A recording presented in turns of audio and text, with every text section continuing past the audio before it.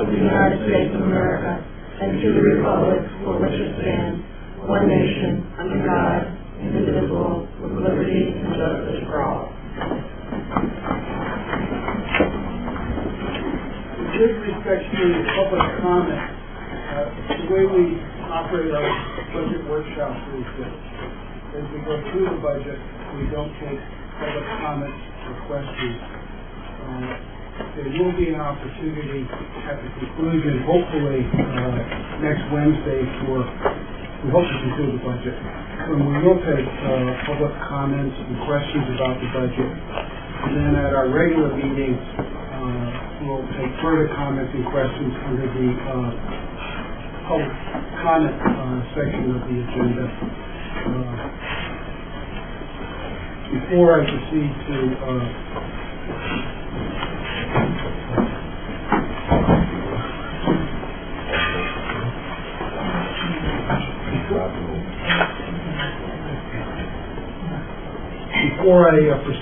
public comment at the start of this meeting, I want to introduce some of our visitors here. We have quite a few.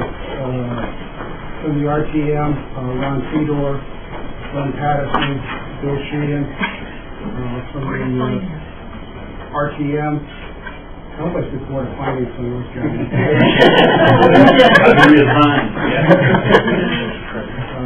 I meant to say Board of Finance if I didn't. RTM, Rich Muckle, Frank Rivas, Pat Fedor, Tom Denbeck, Sue Driscoll, Rob Rule, and Paul Goldstein. We thank you all for coming. We're glad you're here. Is there any public comment tonight? Okay. Tom, you're on. Okay, I'm ready. Good evening, Board of Ed members, elected officials, our administrators, teachers, staff, and community members. I welcome all of you here tonight. I want to thank our excellent team of professionals for their hard work in the development of this budget. From staff at the schools to our administrators, department heads, central office staff, all have put in many hours of hard work and thought into the development of this budget. I'd like to specifically acknowledge Craig Powers, Joe Mancini, Kathy Malone, Pam Teneski, Karen Kopek, Amelia Santangelo, and Caroline Whitaker for their countless hours of assistance and hard work over the last several months in the development of this budget. I believe that the proposed budget continues both our commitment to maintain a high-quality education for our students and our responsibility of careful consideration of fiscal resources. I mention each year that budgets always come down to needs versus wants. This year is no different. This is a needs-based budget. The proposed budget encourages teaching of the highest quality, provides for the necessary professional development to support district initiatives in our 5-year strategic plan. This proposal preserves class sizes and course offerings, a strong extracurricular program, and an investment in professional development and curriculum renewal in order to maintain and advance the quality of our programs and teaching. My goal tonight on behalf of the team is to not only show you the numbers, but to show you how the money translates into a great education for our students and families.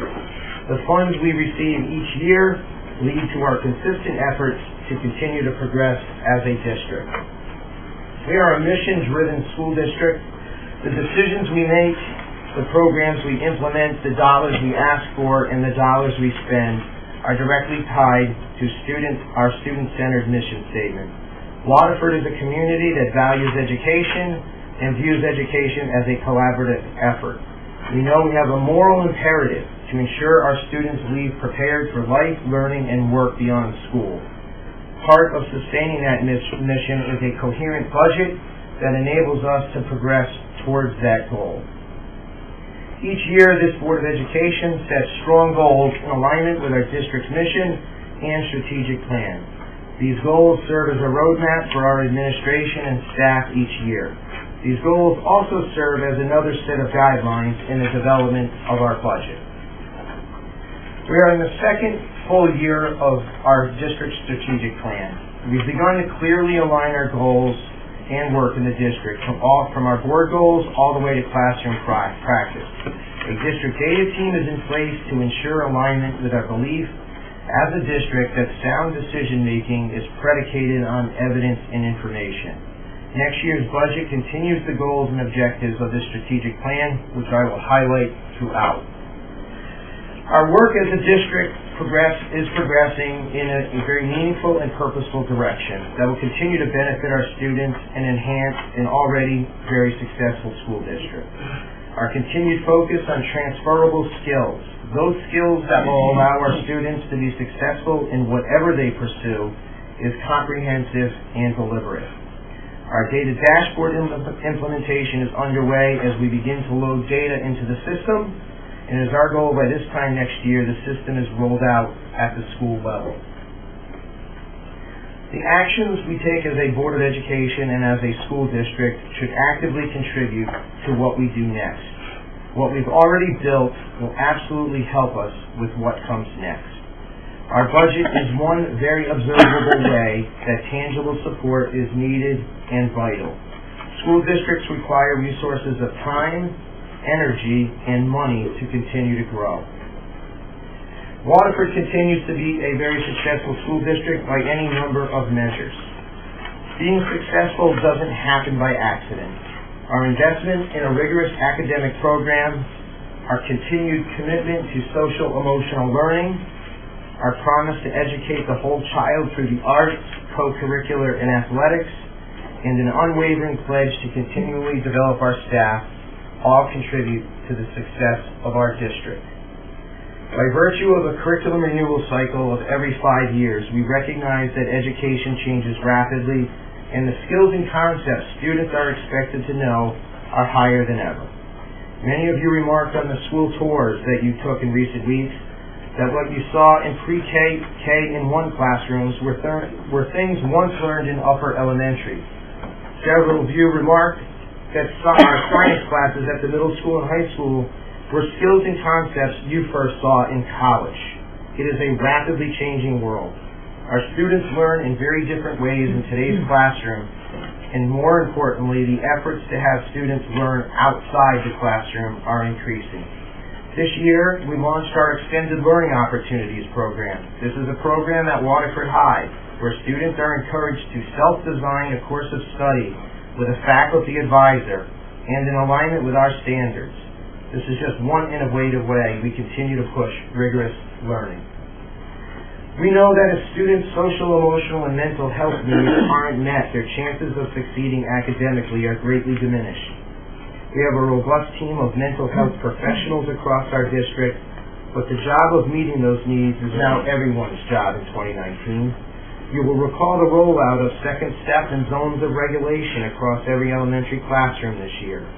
You will recall the adoption of See Something, Say Something and Wingman at Clark Lane in our advisory program at Waterford High School. In addition, we have many mentor programs set up across the district to meet the needs of our students, including a partnership with our own Waterford Police Department. For some of our students, it is these opportunities in the arts, co-curricular, and athletics that provide the primary motivation they come to school each day. The arts are before and after school programming, which saw the ukulele band last month at our meeting. Our wraparound services of those before and after school programs not only enhance the academic program, but for many students provide that sense of belonging that they would otherwise not have. At a time where many districts have cut these programs, Waterford continues to thrive in this area, and these programs are valued as much as our core academic programs. Our commitment to build the capacity of our staff and ensure that they have the necessary skills and knowledge to meet students' needs is a top priority. Administration and teachers work hand in hand as a team to accomplish the mission and goals set forth by this board. Whether it be our Teacher Leadership Academy, our district data team, school leadership teams, job-embedded instructional coaching, and the multitude of teacher leadership positions in our district, it truly is a team effort. Many of you saw the highly competent staff and engaging lessons on the recent tours.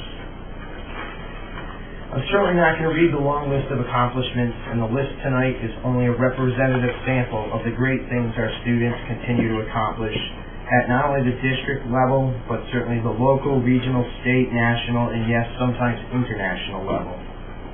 Under the guidance of what I consider to be the best team of professionals a district could ask for, our students continue to strive to be the best they can be.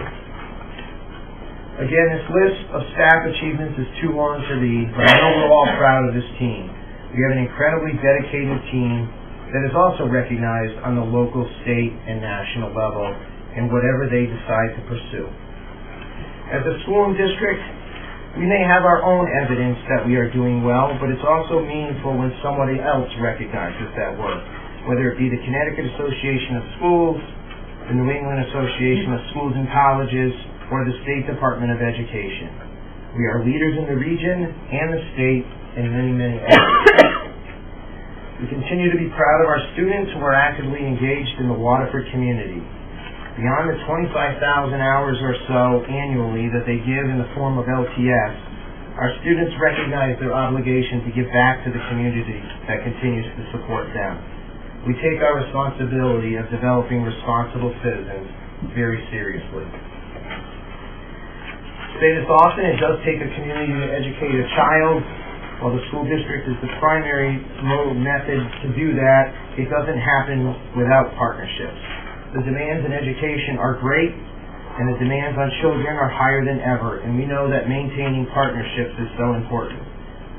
You see on the slide, some of our most important partners are our town departments, whether it be YSD, police department, and others. Other partners are social service agencies, business, and industry.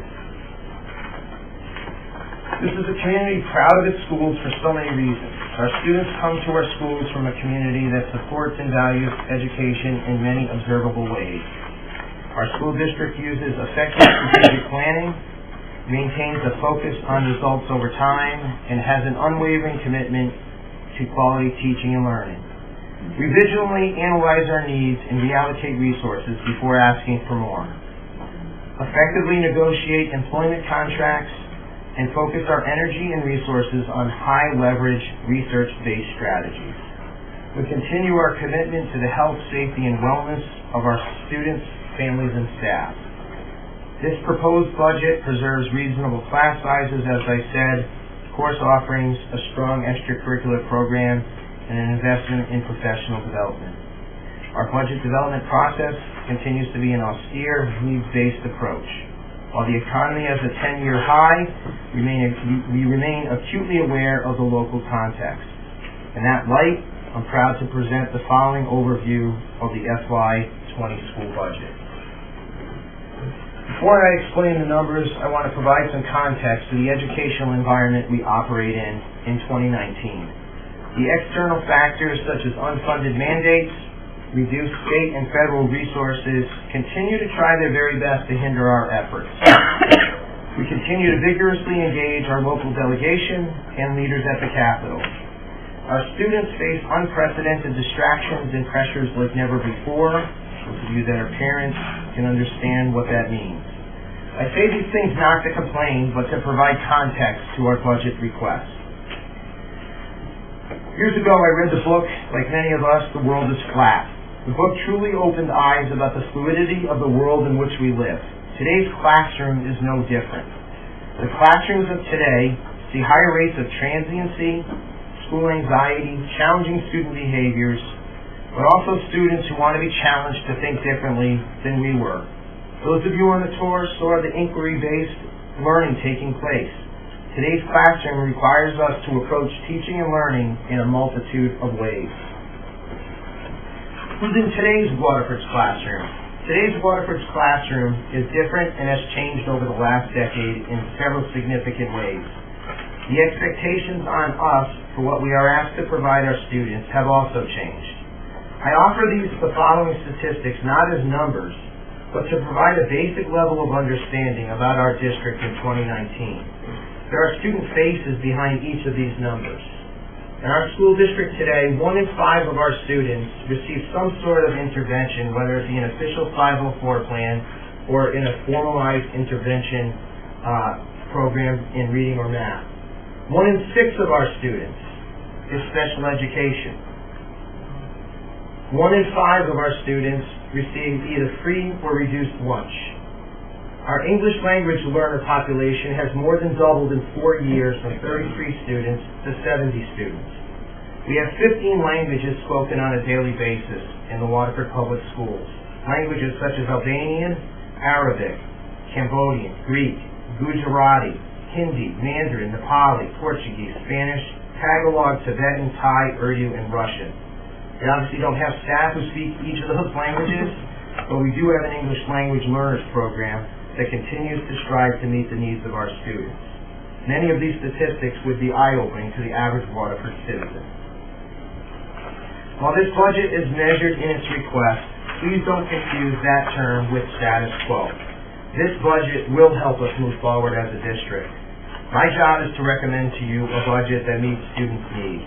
Students' needs change, the district's needs change. While this budget is modest in its request, we diligently analyze our needs and reallocate resources before asking for more. When building our budget, we employ a zero-based budgeting model and a needs-based approach. Every line item in this budget starts at zero and is built from there. What our administrators and directors submit to central office is provided to us with rationale and backup and is carefully scrutinized and prioritized. I can tell you that $1.4 million has already been cut from the initial budget requests that were submitted to central office. I'd like to share a few of those thoughts. Right off the top, you will see 10 positions cut in this budget. Beyond that, unfunded requests from our directors and principals included staffing requests of an additional school psychologist, staff for an alternative education program, which is much needed, and will be something that will be funded in future budgets. Technology equipment in the tech plan, which I will share later in the presentation. Maintenance repair items, field trips and professional development requests, instructional supplies and equipment have been cut in this budget, as well as software requests, textbooks and library books, as well as additional dues and fees. What this budget accomplishes, it will fund our 5-year strategic plan goals and objectives. It will provide a high-quality education. It will maintain current programs and offerings. It will maintain current reasonable class sizes, preserve extracurricular and athletic programs, quality professional development, support our curriculum renewal cycle, and continue preventative maintenance on our buildings. Where our money is spent, this is a slide I share each year, and I say the same thing every year. We are a people organization. About 3/4 of our budget is salaries and benefits. This is not unusual. When you factor in tuition, which is paying other people to educate your child, somebody else's salaries and benefits, we're at 85% people in this budget. Another 8% of this budget is heat, utilities, transportation. The remaining 7% are all those other line items in our budget, such as instructional supplies, repair equipment, and things of that nature to address district needs. The overall recommended budget this year is 2.32%, or an increase just over $1 million. Just a moment ago, I shared with you that this is a measured budget, and I want to provide some context to that statement. Let's examine this budget in a global way and look at two particular lines that are driving this year's budget. Special education private tuition sees an increase of $536,000 in this budget. The actual increase is closer to $740,000, but after reimbursement from the state for special ed costs, that number goes down to $536,000. The other driver in this budget is every year is contracted salaries. Those two lines alone account for 2.21% of our overall budget increase. Everything else in our budget, 400 plus lines, totals an increase of $51,000. You can see two major areas are driving this year's budget of 2.32%. Budget drivers.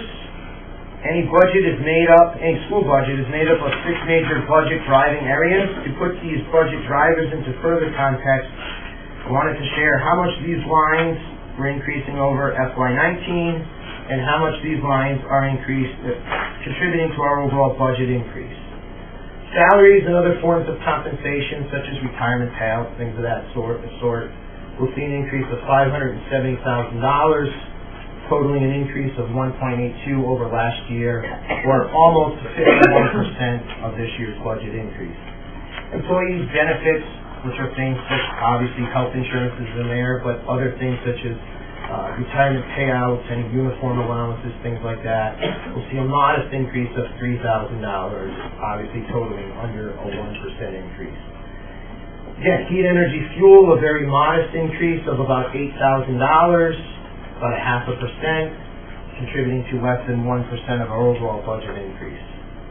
Overall tuition, which does include special ed private tuition, but it also includes magnets and charters and all those other tuition areas, we'll see an increase of $282,000, 9% over last year, or 25% of our overall budget increase. Transportation sees an increase of $100,000, almost 5.5%, and contributes to over 10% of this year's budget increase.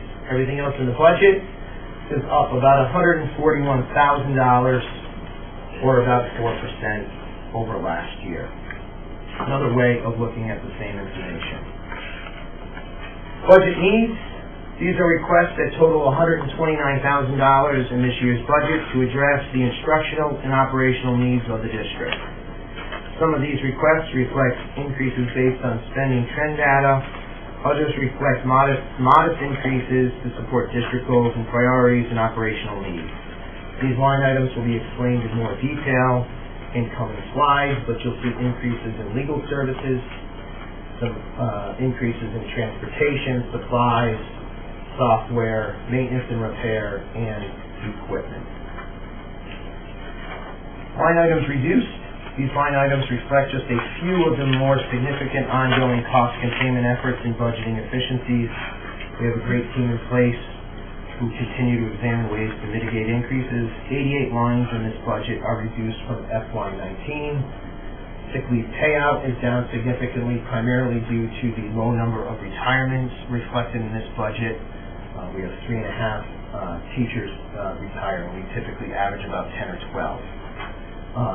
Fuel oil is down significantly. That is directly related to the gas conversion at Clark Lane. Professional technical services down, electricity and retirement incentives, again, directly reflective of the number of retirees. 51% of all lines in this budget are either reduced or flat from last year. I'd like now to go into more detail on this budget, starting with instructional services. This line includes all contractual increases for certified staff. We have reduced the overall number of teachers this year by 3 FTEs, which means the equivalent of 3 staff. We will be reducing 2 elementary teachers, a half of an English teacher at Waterford High School, as well as a half of a special education teacher. This object increases by 0.85% when state and national trends are closer to 3%. When we look at support services, this reflects contracted increases for all non-certified bargaining groups and unaffiliated employees. This line sees a reduction of 6 paraprofessionals from 18-19 actuals, but it is a net increase of 3 paras from the 18-19 budget. These are all based on student IEPs that are identified as special education.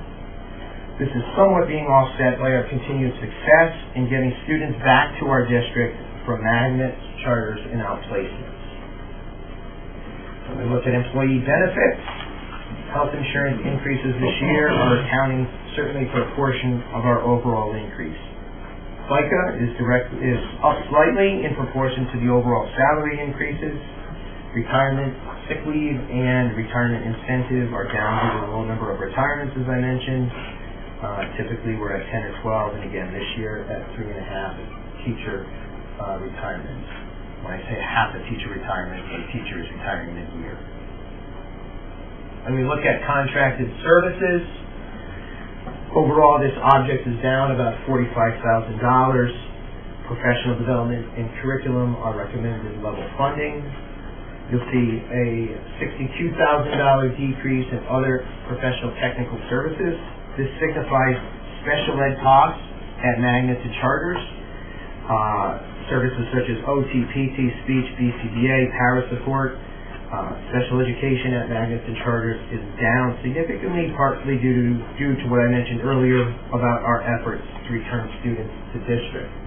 But you see that reflected in the addition of some paras from 18-19 budget. Legal fees are slightly up due to 3 negotiations in the coming year.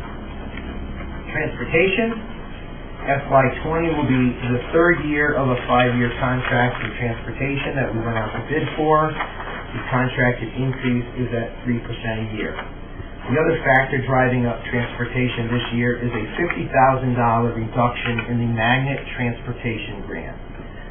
Each year we receive $1,300 per student that is transported to a magnet school that we transport on a bus. We have about 40 less students attending magnet schools, which is a good thing, obviously, because we're getting them back in our schools and we're saving on tuition and other costs, but it also reduces our magnet transportation grant. So we will see a loss of funding from the state to the tune of $50,000, which, if the board maintains magnet transportation, will have to absorb within the operating budget. We also buy our own fuel for the buses, and the price of fuel has increased as our previously locked-in rate for fuel has expired. We continue to work hard to develop in-district capacity, such as our van fleet, and that's continuing to prove a very positive effort. Insurances, this is fire, property, liability, other insurance, some modest rate increases here. On communications, over the years, the installation of fiber across the district, and those of you on the tour got a kind of behind-the-scenes, peel back the onion look at that. The installation of things such as fiber has allowed us to eliminate landlines and reduce costs that way. Postage and advertising, we're recommending a decrease as we move to more electronic means for those areas. On tuition, I want to spend some time in this area. Obviously, this is one of the major drivers in our budget. This object represents the tuition we pay to public and private special education programs, state agency placements at the Waterford Country School, and Waterford students who attend magnet and charter schools. Most of these placements go up incrementally each year. As I mentioned, we do continue to see a reduction of students attending magnets and charters. I'm going to talk a little bit about that in a moment. As I mentioned earlier, special ed private tuition is up significantly based on a number of factors. That alone accounts for 1.11 of our 2.32 budget increase, or about half of our entire budget increase. So let's look at that in a little more depth. For FY20, we see 2 major factors for the increase in special ed private tuition. BCF is placing several of our students in private placements, which we will be responsible for paying for. They call it Waterford being the nexus, meaning they have a parent living within Waterford, but BCF has decided to unilaterally place that child in a placement. That is on our dime. We pay for that. I will tell you, I'm working on legislation with our legislators on that, but it's a long shot. The other area that we will see a significant increase in special ed private tuition is we have some children with very significant needs. These are medically fragile students who require multiple adults with them at all times. These are students who require perhaps even medical attention on a daily basis. These are more services than just a teacher and a para in a classroom, hence the need for the outplacement. These are services far beyond what a typical school can provide. You might recall I talked last year about our continued efforts to build in-district programs such as our autism program, which is housed at Quaker Hill School. So we do build special ed programs when we can, but these are children with severe needs that by their IEP, determined at a planning and placement team meeting, will be at private facilities for their education. The other area I want to spend a little time on is our tuition reduction and mitigation strategies. Over the last 4 years, we've seen a 38% reduction in our students attending magnets and charters, 28% alone at the high school level. Those are numbers that this board and team are proud of. It has taken conscientious efforts, as you see on the slide, to do this, but this is real tuition money that is staying in Waterford. Other purchase services, some minor increases in rates in terms of bus contracts and things of that nature. Instructional supplies. Many lines in this object are level funded or reduced. Instructional supplies, the main increase will be for new math curriculum materials at the middle school, which we're bringing forward to the board later on this spring. Some of the elected officials on the tour saw some of that math in action. The text we're piloting is the #1 rated text in the country. The actual text, it's open source materials, but some of the consumables and the supplies needed to implement that curriculum, there are costs for that. So that accounts for most of the increase in the instructional supplies, along with some new art curriculum at the high school and some replacement supplies for our automotive program. We see a significant increase in software. This is due to two primary factors: some significant rate increases on current products, and also some new software needs for network security and threat management. We do a usage analysis each year on our software, and we do eliminate underutilized products, but we are seeing some significant rate increases on current products, as well as some new costs for antivirus and threat management. Many municipalities and boards of ed are facing attacks almost on a daily basis. Operation and maintenance of buildings. Maintenance repair items have increased to better reflect yearly actuals and for replacement parts. I want to call your attention to two particular lines in this object. Fuel oil, where you see a significant decrease of $96,000 and a significant increase of natural gas of about $76,000.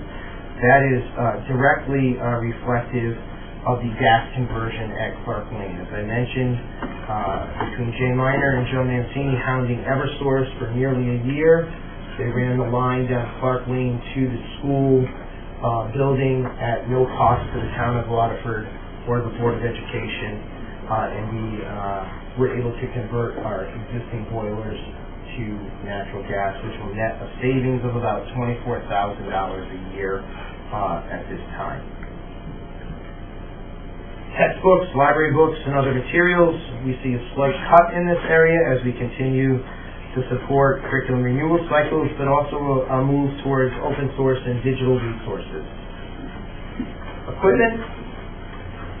We see some reflection of historical actuals in the maintenance equipment, but it does see some reductions in the area of tech funding. You might recall back in FY17 we cut tech funding by $60,000. We see another cut in tech funding, and this is primarily due to a $66,000 cut for replacement desktops for the Waterford High School tech ed program, and those are just going to have to be deferred out to another fiscal year. Dues and fees down slightly due to rate and the aging out of the dues that we no longer, or a fee we don't have to pay anymore. Competitive grants, this is a slide I enjoy showing each year. We continue to pursue formal grant opportunities whenever we can. Many of these grants are written by staff on their own time. You can see the wide variety of grant funding we do receive. This is beyond the typical entitlement grants from states such as ECS and excess cost and IDA from the feds. These are grants that people went out and wrote and pursued. This year, grants totaling over $212,000 from many different sources. To put this in perspective, if this money was requested in our budget, it would have been another 0.3% increase to our budget. When we look at our grant history over the last several years, you can see we're ramping up our efforts in this area. We are chasing dollars. We've gone from 96 to 212,000 in a fairly short period of time.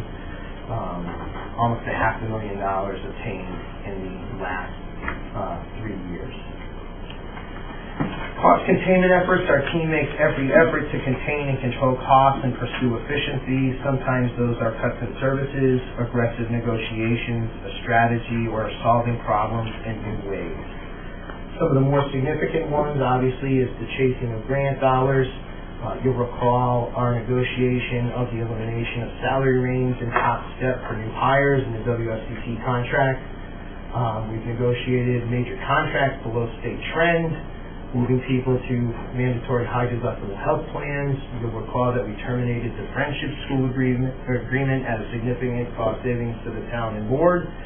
I've already talked about magnet efforts there, gas lines.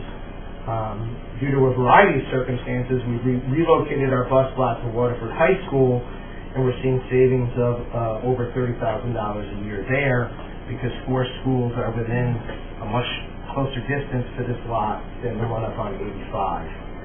And we continue to reduce staff in alignment with enrollment trends. Bless you. The other area is revenue generation. This is still in development. The board is well aware of our efforts to recruit area K-8 districts to Waterford High School, opening up 76 seats in the region.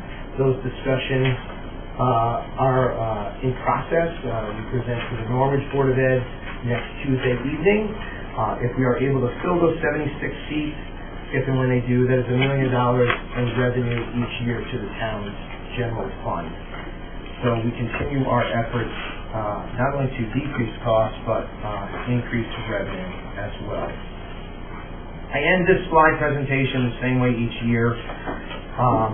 We have great pride in our school system and our students. Many families live in this community because of the school system and all that this town has to offer.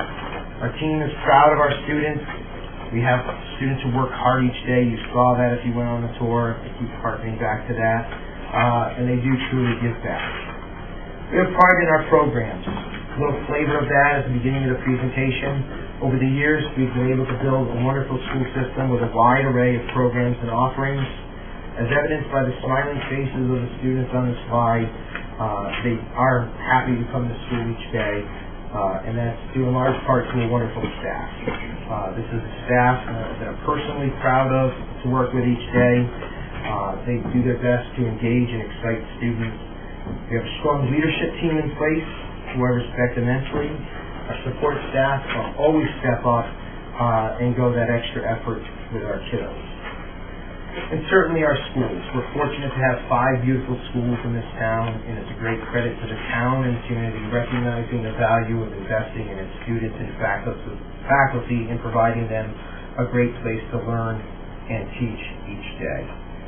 This budget was developed in accordance with the board's adopted budget assumptions in alignment with our mission, our goals, our strategic plan, and to meet the needs of our students and continually improve our educational program with the necessary resources to support it. While this budget does see 10 position cuts and other reductions such as technology funding, I believe this proposed budget fulfills the mission of our district of supporting high aspirations for our students, developing them into responsible citizens, and prepare them to contribute and succeeding in a complex society. Our team is proud to work in this community and we're fortunate to have a Board of Ed that promotes and supports an environment where high-quality teaching and learning can occur. I look forward to our discussion this evening, and I thank you for your continued support. At this time, I'll hand it back to the Chair for discussion and deliberation. Are there any questions or comments based on that presentation from the board?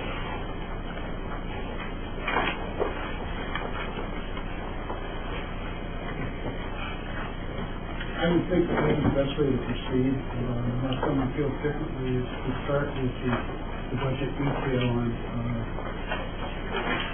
page 9 and just work our way through. Are you comfortable with that? I'm perfectly comfortable with that. Board members, are you comfortable with that? Let's start on page 8. Is there any questions?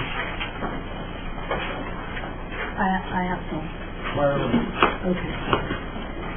The increase of FTEs at the high school to 4, is that the athletic post that was moved over? Correct. That's the athletic director. Under core academics on that page, there are 17 FTEs in science.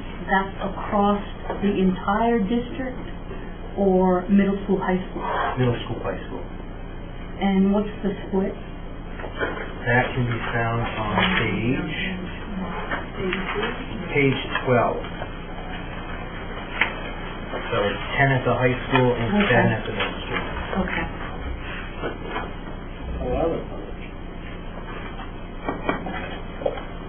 And the supplemental pay for athletics also increased. Is that the AD? No, that would be directly reflective of all the head coaches and assistant coaches we have at the high school. So some of that increase is contractual, negotiated in the last contract, but it also funds an assistant cheerleader coach and an assistant track coach.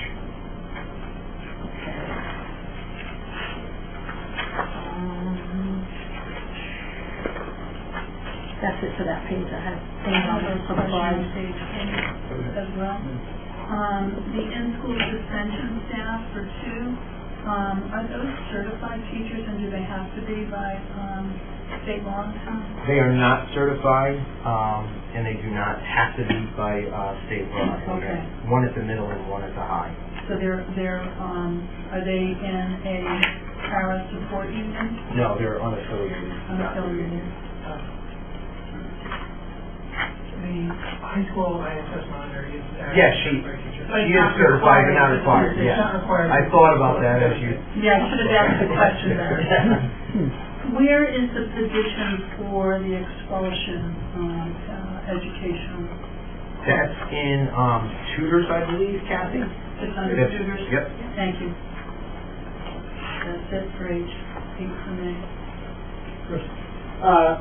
Tell us about the line item under other services for substitutes, the 313,952. Unpack that for me, please. Sure. That is primarily for substitute teachers. That would focus on those daily absences when people call out for sick or personal reasons, but would also cover long-term subs for maternity and other health reasons and whatnot. How are we filling those subs? Through county services, or you do it in training? We do it in-house.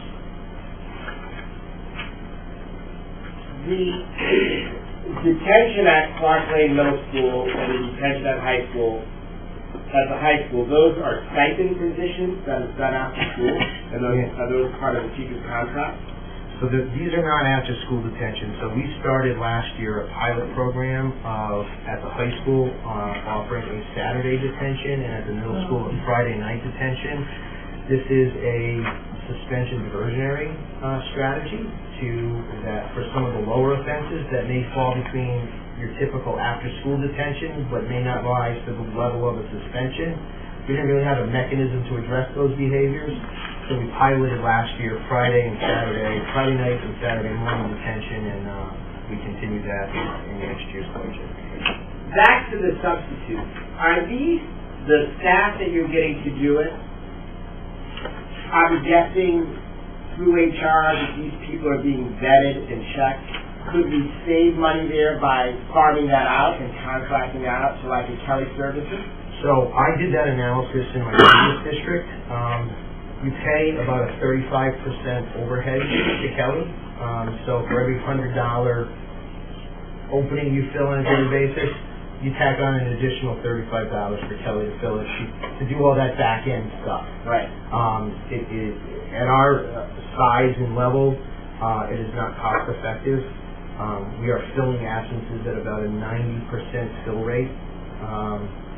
So we've been pretty successful, and we would not save money by outsourcing that. Okay. On the talented and gifted teacher line, one full-time, one half, is that what you have? Yeah, I'm going to have Craig explain the setup of that. It's really 3 half-time teachers. Okay. They're full-time teachers, but half of their time participants in talented and gifted at the elementary level. I don't know if you want to And the expand on other that. half, Amanda, is math interventionist. Okay. So they do that, and then they do tag, and with the new model, it's the identified kids plus, depending on the unit, we open it up to other interested kids. Okay. So there's one full-time person each school that has those two half jobs. And do we know how many are on the total caseload?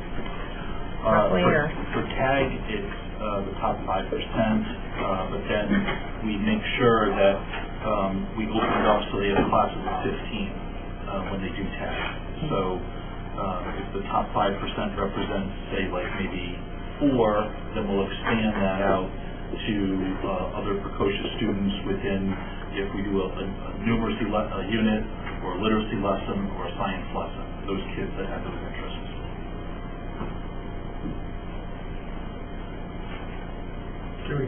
Tom, where is the teacher that's over at Youth Service Bureau? Is that part of the supplemental pay academics? No, that's going to be under right column on page 8, other services, under tutors. Okay. Tutors regular ed. So is that, how many people does that include? Just the one? Oh, the tutors regular ed line, that's multiple people. Okay. The bulk of that is the expulsion program. You might recall another unfunded mandate by the state 2 years ago passed legislation that we have to offer our expulsion students a full day experience of 7 hours, no more 10 hours a week. So those students are entitled to a 35-hour school week. I'm glad we're doing that. They should be in school. It does not. It does not. Nope. With that said, I can tell you the teacher that we have in that program is certified, but they're not serving under that certification. Gotcha.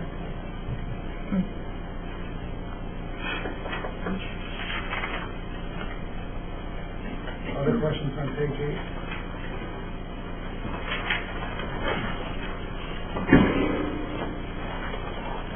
The more specific line item, we start on page 9.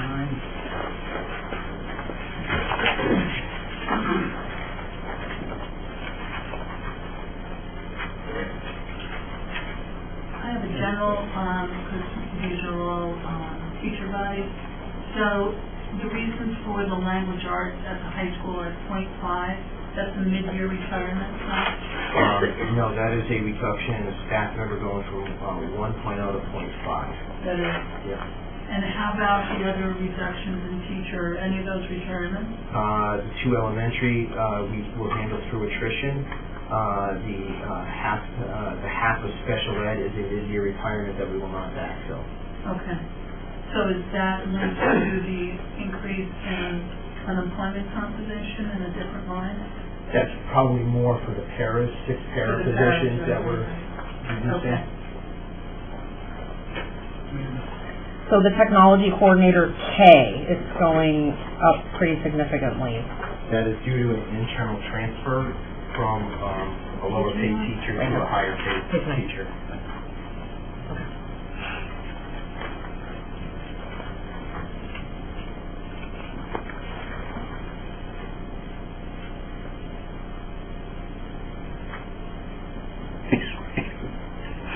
What is the starting salary of a teacher in London? I don't have it memorized, but bachelor's step 1 is going to be mid-40s. Yeah, but the benefit package is another probably $15,000. Depends on what benefits they take. But our average, our typical hire is master step 6, which is high 60s. Because we're on the staffing thing, and I just want to make sure I'm following correctly. I'm going to go back to, in your slide presentation, page 16, to the top slide, since we're talking all these numbers under instructional services. On layer for us, or for me, you talked about losing 10 teachers, and then I see reduction in teaching positions, 2 at the elementary, a 0.5 FTE at the high school, a 0.5 at the special ed. So you're losing, here on this slide you say you're losing 3, but then you told us that you're losing 10. So the 10 is position district-wide. 4 teaching positions are being cut. 2 full-time, 2 part-time, and then 6 paras. Okay. All right, thank you. Yep. Any other questions on the instructional services line items? Just the support center fed, that's in high school, I'm sorry, it's with page 10 towards the bottom, 25%. Yeah, so that is directly reflective of, there's another line called resource.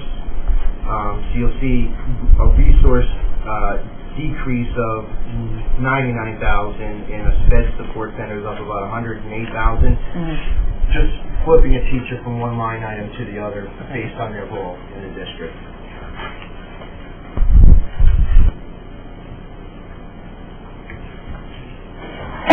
On page 10, under the athletic director, where do we see savings in other areas for the change of that position?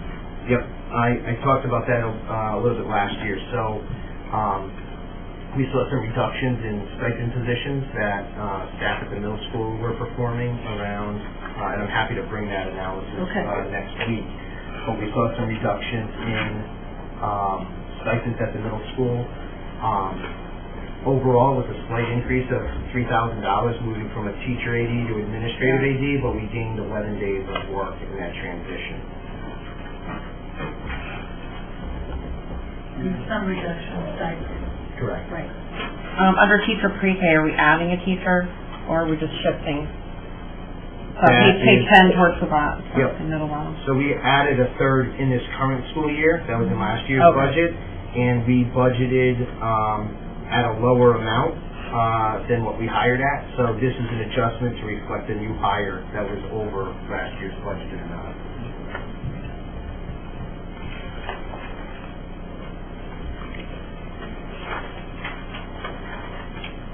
Okay, we're ready to move to the services staff plan on page 12.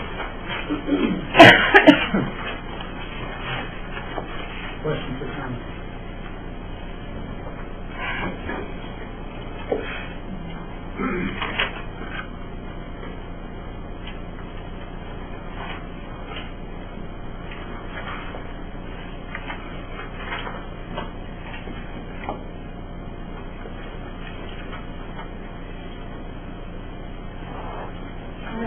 General comment that if you look at the enrollment chart on page 82, our class sizes are enviable in most places, but Quaker Hill, and this happens every year, is dangerously teetering on the high side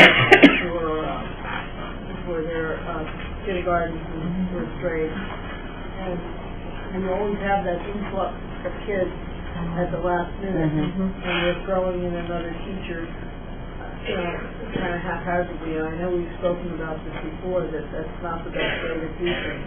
I'm wondering if, we are seeing a decrease, and especially next year, I'm sure we'll see an even bigger decrease in the high school, not so much at Clark Lane, only a 6 kids difference from this year to next year, but the high school, I'm just wondering if we can do something to not always impact the elementary school with the cut, and look at the middle schools and high schools, because eventually the smaller classes are going to mitigate that. Yes, can I comment on this? Sure. That is something we had great deliberation and spirited discussion about here at the central office.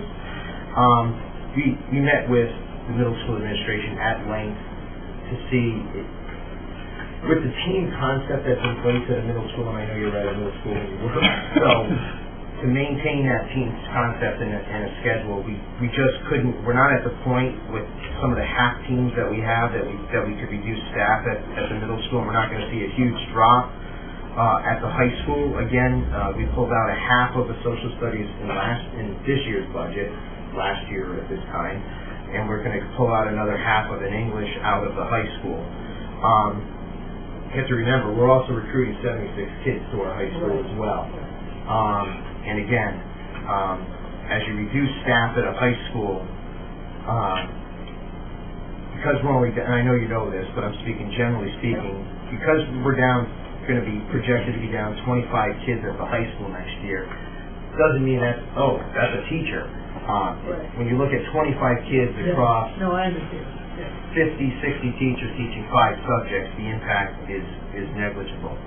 With regards to your question around elementary, you can see this year's kindergarten, we have 148 students. Next year, we're projecting at 106. And when I saw this chart from Craig, I said, no, you missed something here. Something's got to be wrong. But why don't you talk a little bit about the enrollment projections from NESDEC and the birth study and all that? So really, the rollover, what we had from Friendship School, our own pre-K, did the math, okay, here. The NESDEC report, which calculates live births in the town of Waterford, deviated by 2 students from my calculation. And historically, the NESDEC has been pretty much spot on with a delta of 2, maybe 3 on the outside on any grade level, including kindergarten. Okay. So while it's a smaller year, you just have to think 5 years ago, what was the socioeconomic climate, and was there a downturn of births, for that 1 year. But that's what we really are projecting, though we really had to scratch our heads and double check that one. Okay. If there was a spike, we also look for other dips in elementary to collapse and balance class sizes to the best of our ability. And Tom will update you over the summer as we know more information. Thank you, sir. Great. Do you think that you're going to fill the 76 seats with this out-of-town students to the high school? It's 76 open seats, correct? Across South Chicago, we have 4 districts that we're presenting to their boards of ed. It's obviously a little bit of an unknown. Do I think we're going to fill solidly 40 or 50? Yeah, I think pretty fairly strong commitment on 40 or 50. Wow. But time will tell. That's not going to happen. That's going to be, I think we're probably a little late to the dance for next fall. Right. A lot of kids have already made their high school selection. So if you look at fall of 20, we'd be looking at 9th grade, and then in fall of 21, 9th and 10th. So it'd be a phase-in over 4 years starting in fall of 20. And it's 76 open seats that you can accommodate, correct? Yes. We're looking at the capacity of the high school, but also some projections around slight declining enrollment of about 40 to 50 students over the next 4 to 5 years. Between those two melting together, we'd be about level. Now, you've given us so much, and forgive me if you said this. All right. You factored in financially the number on 76?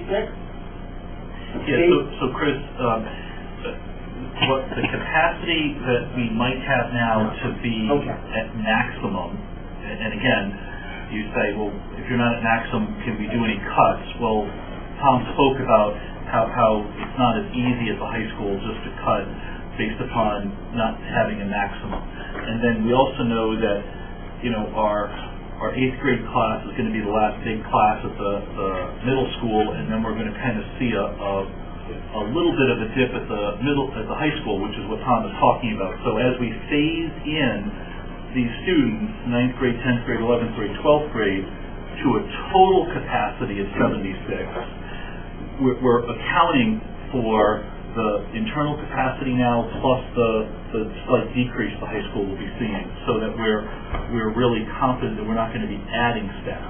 Okay, thank you. Jody. I just have one more question. It's on page, well, are we going ahead on that area, or it's on page 15?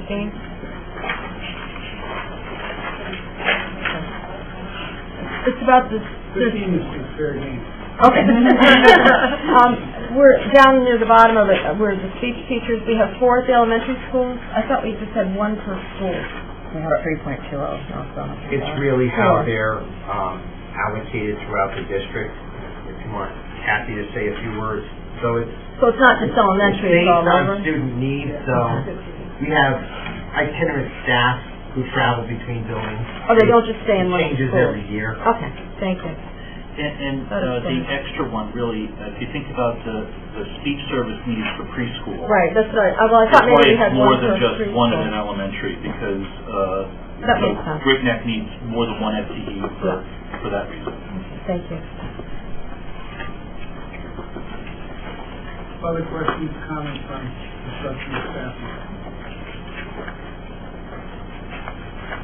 Okay, let's move on to support services. Better education. Questions or comments?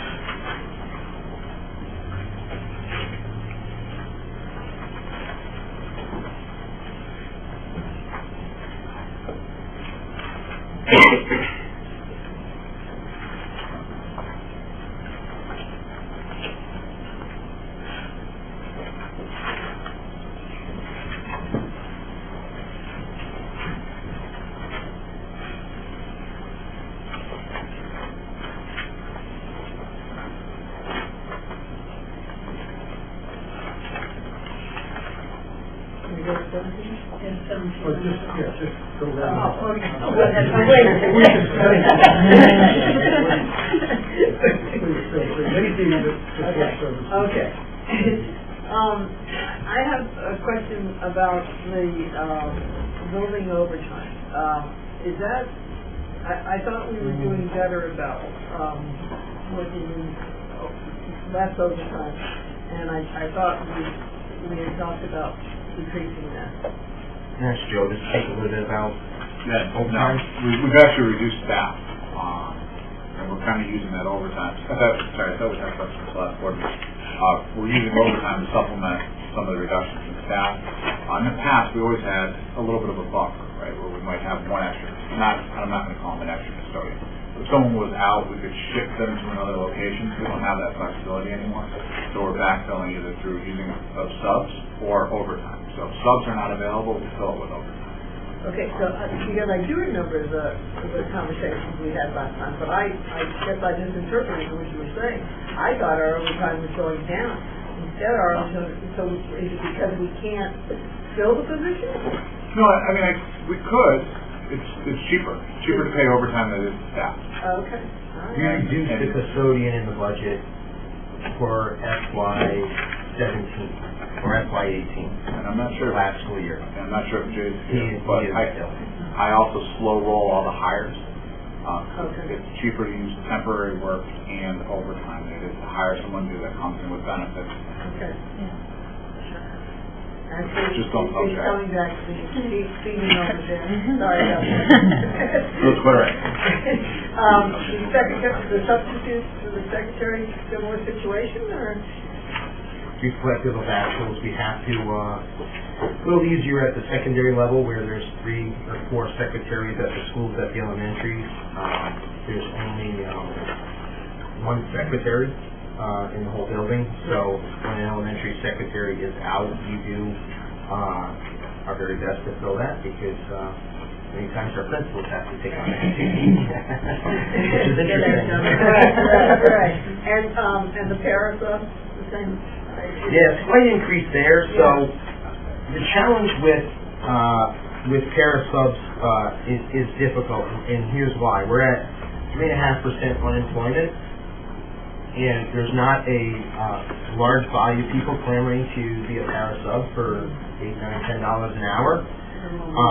So we're seeing a bump in that line that when a principal has a teacher substitute in the building, they're now dispersing where the greatest need is. So if there's a para sub position not filled, it's a very needy child that we have to fill that and make sure that there's a body with that. Principals are now shifting that body and say, it's easy to cover this class. I need a body with this high needs kid. So that's why we're seeing an increase in para sub line. I have a question about the difference between the superintendent's, the administrative support staff, and then central office secretary. So could you go through those for me? Sure. So, superintendent's administrative support staff, the 2.0, represents my executive assistant and Craig's executive Right. assistant. And then in the business office, that includes the people in Joe Mancini's office. Which is payroll. Payroll, accounts payable, general accounting, and part-time, or half of the secretary's salary. Okay.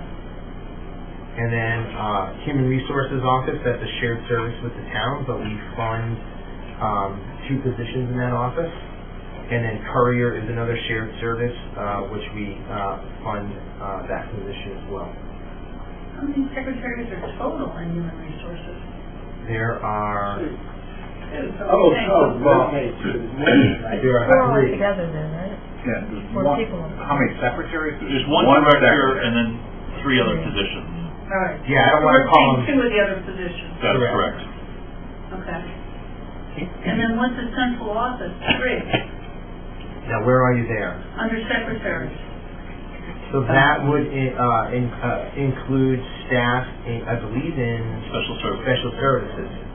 And why they're put in secretaries is because the employees in special services are in the secretary's union, while the administrative support staffing are non-union positions. Say that again. So the 3 clerical in special services Right. are under secretaries because they're in the secretary's bargaining group. All the other people we just discussed are non-bargaining.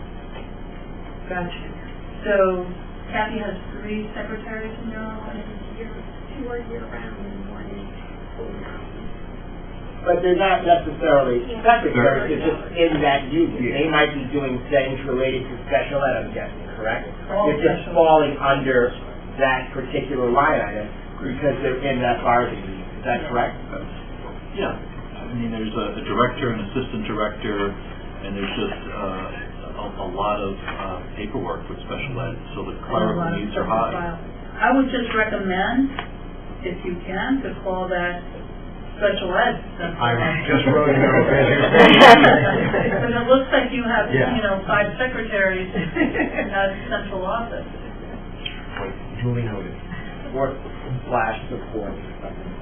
Or something, so we can tell us, and the public can tell the difference, because it took me a couple of hits on that. So the library assistants at the middle school and elementary, so they act like librarians for all intents and purposes. And then we have an actual full-time librarian and an assistant at the high school. That's correct. Just looking at that, okay. Other questions through page 20? Page 18. Learning Issue Service. Is that person that takes care of the community hours? Yes, that's a high school position that oversees the Learning Through Service program as well as the Perkins grant program for Tech Ed. The Tech Ed wing. I can ask Mr. Hauser to talk a little bit more about that position if there's further information. Is that a certified teacher? No, Is that a full-time position? that is a full-time position. Can you explain their duties a little more, Mr. House? The LTS coordinator is responsible for coordinating all of the opportunities for community service that we offer students, recording all of the student data on the work that they've done, and also managing our Perkins grants, which brings in about $25,000 a year in career and technology education area grant funding for us. So does this person have any guidance skills or? You might recall that Learning Through Service hours is a graduation requirement in our board policy, so students have to complete that. This is the person that oversees that, and that person is a direct report to administration. And it's a regular 40-hour a week school day They see students regularly. Are they in the guidance department? No, they actually have an office in our field house, which we find makes them much more accessible to kids at the end of the day. And so their schedule is built so that they're available at that time for students. So what do they do all day long? They're not seeing students? So all day long, and if students make appointments, they can come in, meet with the LTS coordinator anytime that she's available. And a lot of the other time is record keeping, grant management, things like that. 12 months or 10 months, sorry. 10 months. We're paying, we're paying a lot of money for someone who doesn't have the credentials that our first year teachers have, and they're getting more money than that. I have a little bit of a problem with that. I'm wondering if we could fill that slot a little differently. And then I'd like that auditorium manager, I know we've discussed before, is a similar situation.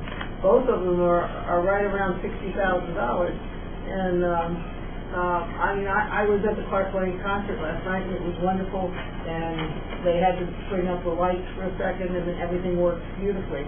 But for someone for our starting teachers to be making $40,000 to $50,000, and for these people that don't even have a real structured work day, to me, it just stands out. Is it a non-certified person in that, or is it a certified person? Auditorium or LTS? LCS. Non-certified. So is this person verifying the hours? So if I go to the DFW and I'm doing 8 hours, are they calling the DFW to say we did 8 hours? How does that work? Well, they do review all of the student paperwork, and when everything looks in order, it's a simple review. We frequently get paperwork that might have something, atypical about it that needs checking, or it may be a new organization to us that needs checking. And in any of those cases where it needs to be vetted, it gets vetted by the LTS coordinator. Okay. Tom, Andre mentioned that the Learning Through Service coordinator manages the Perkins grant. He manages the other $180-some-odd thousand in grants that we get. Relative to the slide, if it's money coming into a particular school, the principal's responsible for that. Some of those grants, like the Learn Consortium grant, runs through Craig's office. Most grants have some reporting mechanism back to the grantee, i.e. we have teachers who do a program called Fund for Teachers. One of those teachers is here tonight with me. And there's a rigorous report back to the grantor with those sorts of things. But if it's school-based, it's run through the principal, and if it's more district-based, it would run through Craig's office. Jody? Just a point of clarification, the auditorium manager, he also is the drama coach, and he puts on 3 to 4 productions a year on top of managing. That's right. That's a separate. He gets more money for that. So I'm so sorry. Forgive me. I'm confused then too. Right. I don't know, and I say this to you, and I say it all the time. I'm not a product of the Waterford school system, so I don't know. So explain to me, so I understand, it's the thousands. What does the auditorium manager do? That is a year-round position. That's one distinction from the other position we've been discussing. So that is a year-round position. So that person is responsible for a number of things. And if I don't give a detailed enough answer, we have Mr. Hauser here. But that person is responsible for the maintenance and upkeep of all the equipment that's in the auditorium. So there are several $100,000 worth of equipment in the auditorium with lights and sound and all AV equipment and whatnot, as well as video projection. So that person is responsible for the maintenance and upkeep of that equipment, ordering supplies to make sure that happens. But probably the bulk of the job is running that equipment for the hundreds of events that occur in there every year. I know we've provided the board last year with an analysis of those hours, and I'm happy to put that together again for next Thursday's workshop.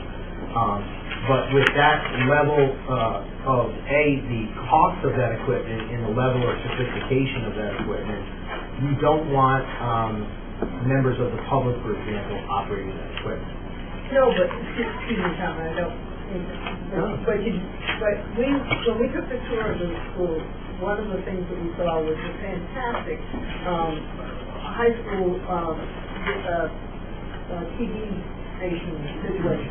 That has a lot of equipment in it too, and there is no reason why kids can't be taught how to use this equipment and use it as an in-service learning experience. I think, They do. They do. The drama, Okay. The direction of the auditorium. Okay. So, can Mr. Hauser give us more about the auditory manager? That's something that Tom didn't say? Well, anytime we have an event in the auditorium, whether it's open for the public or if there's a rehearsal or anything like that going on, we need to have a staff member there. A year or two ago, as Tom mentioned, we did sort of a side-by-side analysis. What would it cost us to hire somebody on each of those days versus having a full-time auditorium manager? And it really came out as pretty much a wash. The difference being we have somebody who owns that space and knows everything about it, knows everything that's in it, and is available during the school day, teaching kids how to operate that equipment, how to run a theater program. And it is a nice twofer for us that although there are some drama advisor stipends, the drama advisor stipends aren't nearly enough for the amount of drama production that we do. But since he's already there as the auditorium manager, he's very often also serving as that drama coach at that same time, whereas if we had somebody else as a drama coach, we need to hire somebody to be an auditorium manager. So let me ask another question. So if there's a play at night, is this employee's schedule change or does it become overtime? So if they're working 8 to 4 and then Wednesday night there's a play, are they coming in later, or is that overtime? How does that work? It's a salary position. So it may be a question of coming in at 7:38 a.m., staying till 2:30, going home for a few hours, coming back, and being there again 6 p.m. till midnight. So no overtime. No overtime involved in that. I really wouldn't want to do an hour analysis on this particular. Well, I just want to understand. Andre, contractually, this person report at a certain hour every day? Yes, he's there at a regular time. I believe it's 8 a.m. every day. He's there through the school day, and then back again to support any evening events going on in the auditorium. If I wasn't clear, this position also supports the community's use of the Right, that's our next question. Yeah. So let's say, I know I'm not going to get into the war for community. So let's say a ballet company wants to come in and do the Nutcracker. Do we charge an outside agency for his time? That is all done through Park and Rec. We don't get any money for that. Because that's what we used to do in our building. We don't allow somebody to be there to do lights, we would charge them per hour and get the fee, it would come back in. We had a policy change basically that we are giving that responsibility to the Park and Rec Commission. When we did that policy review, we engaged the Park and Rec Commission. They set the user fees, and those user fees go back to the general fund. But not to the person who's doing the work. It doesn't defray his cost for us. That is correct. That's our structure right now. And we don't know how often this space is being used by these outside agencies that are not part of the school system. Right, we can provide that analysis for you. We'll have that for you next Thursday. Okay. Relative to the auditorium manager's responsibility for those. Yeah. The reason I bring it up on both of these is that when I looked at both of these salaries, and then I looked at, we don't staff our libraries with librarians, and we're cutting teachers, and then we're paying these two people a substantial amount for their work. Maybe they are completely worth every penny, but I just wonder if other districts do it differently and how these positions funded to this extent. I don't know. I wish we did. So each one doesn't. No. We also don't have a community service requirement, because we don't have somebody to keep track of the veterans department. Just to clarify, I think Waterford High School does have, their librarian is, Yes. just so there's not a mistake. Okay, yeah, that's okay. I was making sure. Jody? Well, no, my comment was, Amanda found it for me. This person only gets $4,000 a stipend, right? To add do on to the various, 53. the auditorium The manager. auditorium But that's manager. the drama coach. But that's to do Yeah, about that's his job. 5 or That's the 6. person's job as a drama coach. But that's part of the There. 53,000. No. The 4,000? It's an addition, but he does like 5 or 6 different 5 or 6 things. productions, Sometimes more. So I'm sure if you add, all of his little jobs together, he's doing all right. But they are not contiguous in that the auditorium manager doesn't have to be the drama coach. So Right. it happens to be that, but they are separate and distinct. Is the auditorium manager a certified? No. Neither position. Neither position. Jody? One more question, custodians and maintenance, the 34, What page are you on? 17. Okay. Okay, the custodians and maintenance, that's for all of the schools. How many custodians and how many maintenance people are there? Because it wasn't broken up. We can look that up. Well, no, but it says, Yeah. it has custodian, and then it has maintenance, but not how many. So, Joe will look that Substantial up amount of money. as we're talking, but that number of 34 includes all the custodians for the 5 buildings. Mhm. It would include the Community custodian for school town hall. also. Includes a custodian at the Rec and Park office, as well as our maintenance and tradesmen. So our All of electrician, them, okay. our HVAC, plumbers, carpenters, things of that nature as well. But Joe will look up the breakdown and get that to us Thank at you. some point. If not tonight, definitely next Thursday. On page 19, the para subs, and the secretary subs, both substantial increases. Is that what you explained before?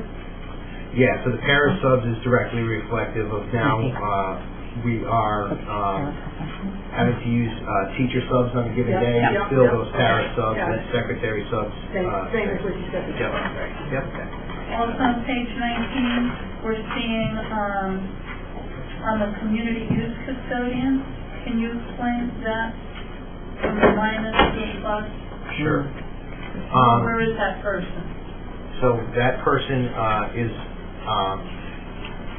doesn't really represent a person. So you might recall that the board signed an MOU with the town about a year ago that over the next 4 budget cycles, we will absorb that $350,000 into our budget. So that line represents a portion of the community use of school agreement. So in this budget is $86,126 of absorption of the discontinuance of the community use of school funding from the town. So that So that's represents... one place you put it in. Correct.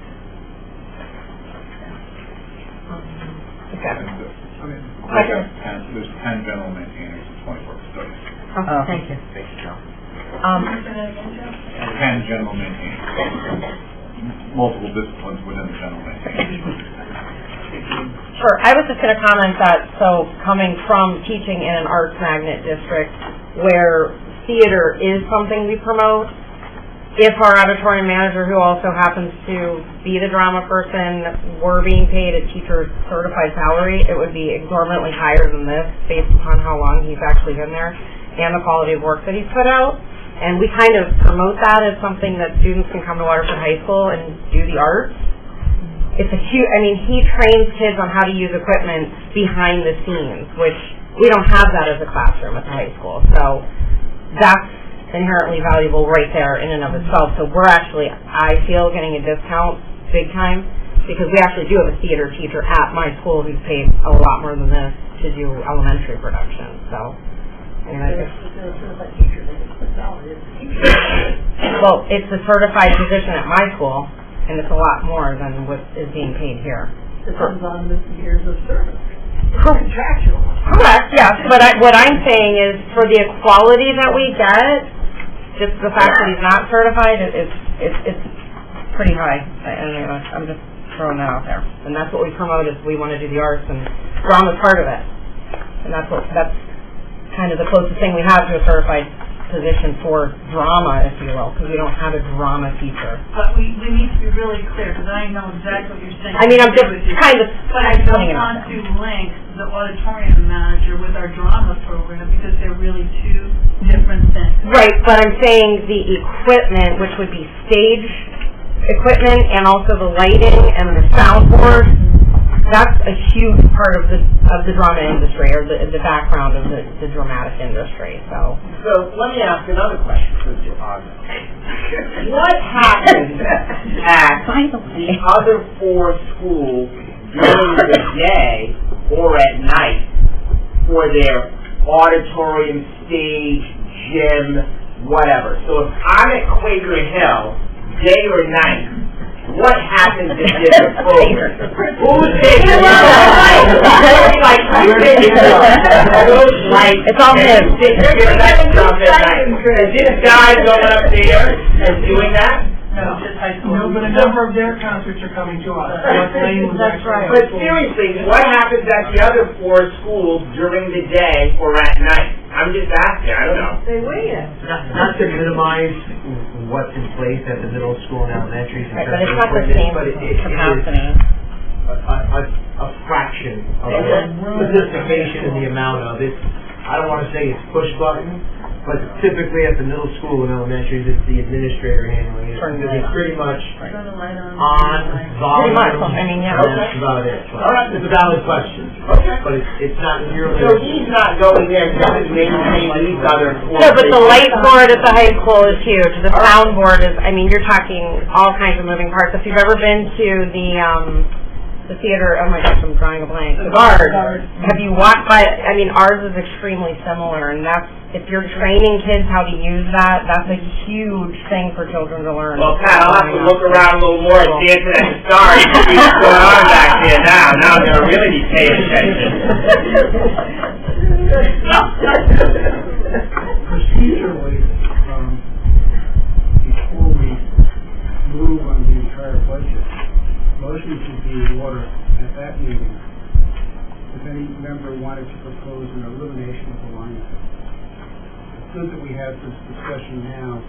We don't have to make a motion now, because that's not what we're doing tonight. We're going through the budget. But when we get around to adopting the budget, that type of motion would be in order. So, making a little checklist of something we might want to move, and that will be the time. What if we want to increase?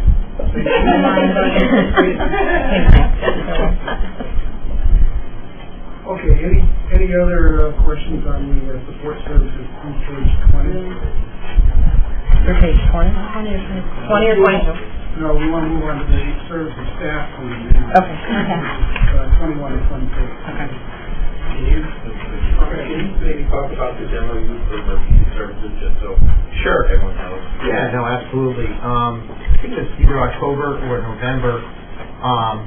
The Emergency Services Department of the town expressed a need for a full-time body to service emergency services. So I brought that MOU forward to the board that we would increase staffing in the IT department. It is a shared service, but it's under the board's jurisdiction, this particular shared service, to add 1 staff member to the IT department at the emergency services cost. So it's fully paid for by emergency services, but it was per the request of that town.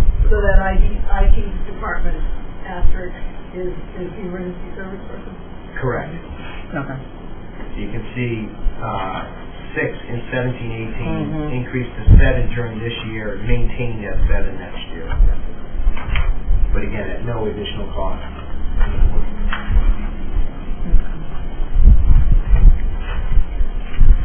Any other questions or comments?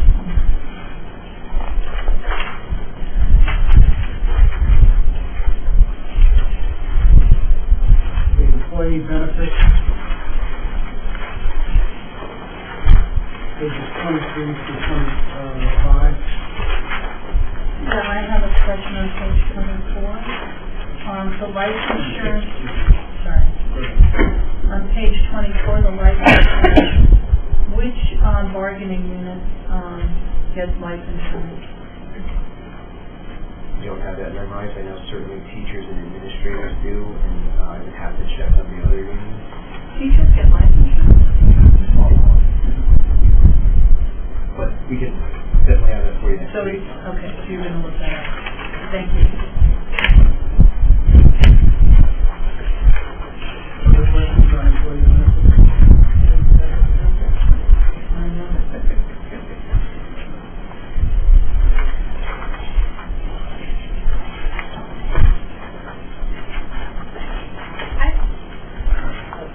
I'll ask.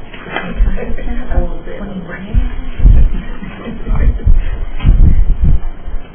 Board ready for C practice services? C practice services starting on page 27.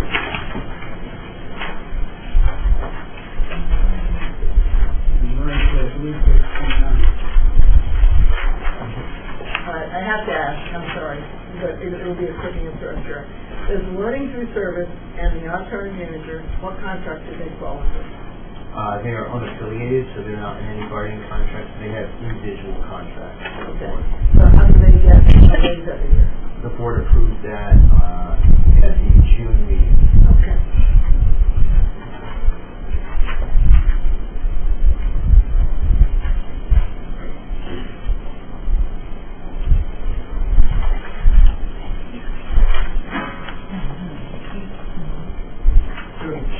Ed and I were talking, I'm sorry. The adult ed program, What page? I'm sorry. It doesn't have a number, but it's 20, the other side is 28, so I'm So going to 29. See if it's Might the have been number. boxed out by You are probably right. Yeah, so adult ed, I don't know what your question is, but Do we pay new lunch? Because we don't have adult ed in Waterford, correct, right? we pay you lunch. Okay. Yep. All right. Oh, can you let us know this year? I know we didn't do it last year, but can you let us know when their graduation is so we can go, please? How many students, do you know how many students take part in that? That information is on page Oh, I missed it. I'm sorry. 27. So in the 2017-18 year, so the data is only a year old because we haven't finished this year, but we had 95 residents last year participate in that program. Nice. And you can see a resident were in basic education, 15 credit diploma program, U.S. citizenship, ESL, and GED. And there were 468 residents enrolled in various continuing education programs. So Good. about 600 people, almost 600 people took advantage of it. Wow, that's great. More than you might think. Sorry. Oh, Yeah. no. Is that a flat fee or per pupil use? It's formulaic based upon a state grant allocation, so the numbers do add into the formula, but about as deep as I can go on that.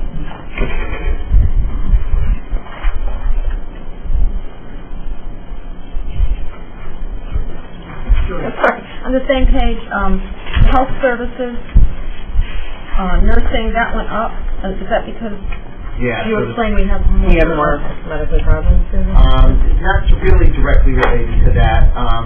Some of it's our contractual increase, that's the 3%. The other 0.32 represents an additional day of work for the nurses.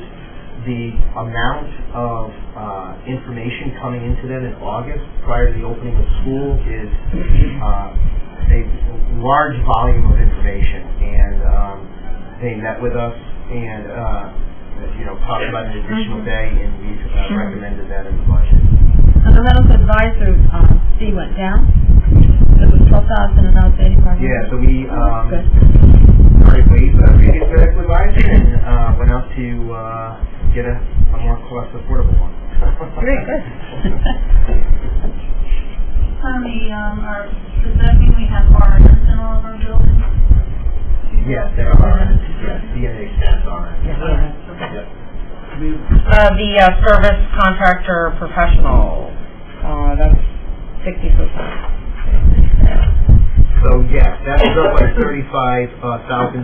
That is a fee that we're being charged as part of our data warehouse implementation. So that's the tech support to get it up and running and those sorts of things. Okay.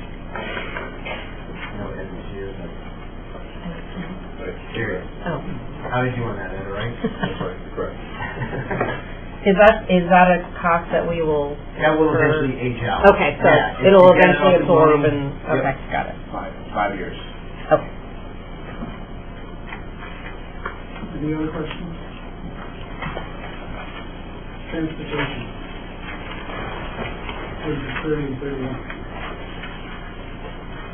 The major driver here is the cost of diesel. Our previous locked-in rate expired, and the cost of diesel is higher than it was when we locked in. Now, a couple of benefits with this, we do some transportation here that we're not obligated to. Yeah. What is that and how much? Yeah, so, that really gets down to the magnet transportation that I mentioned earlier tonight.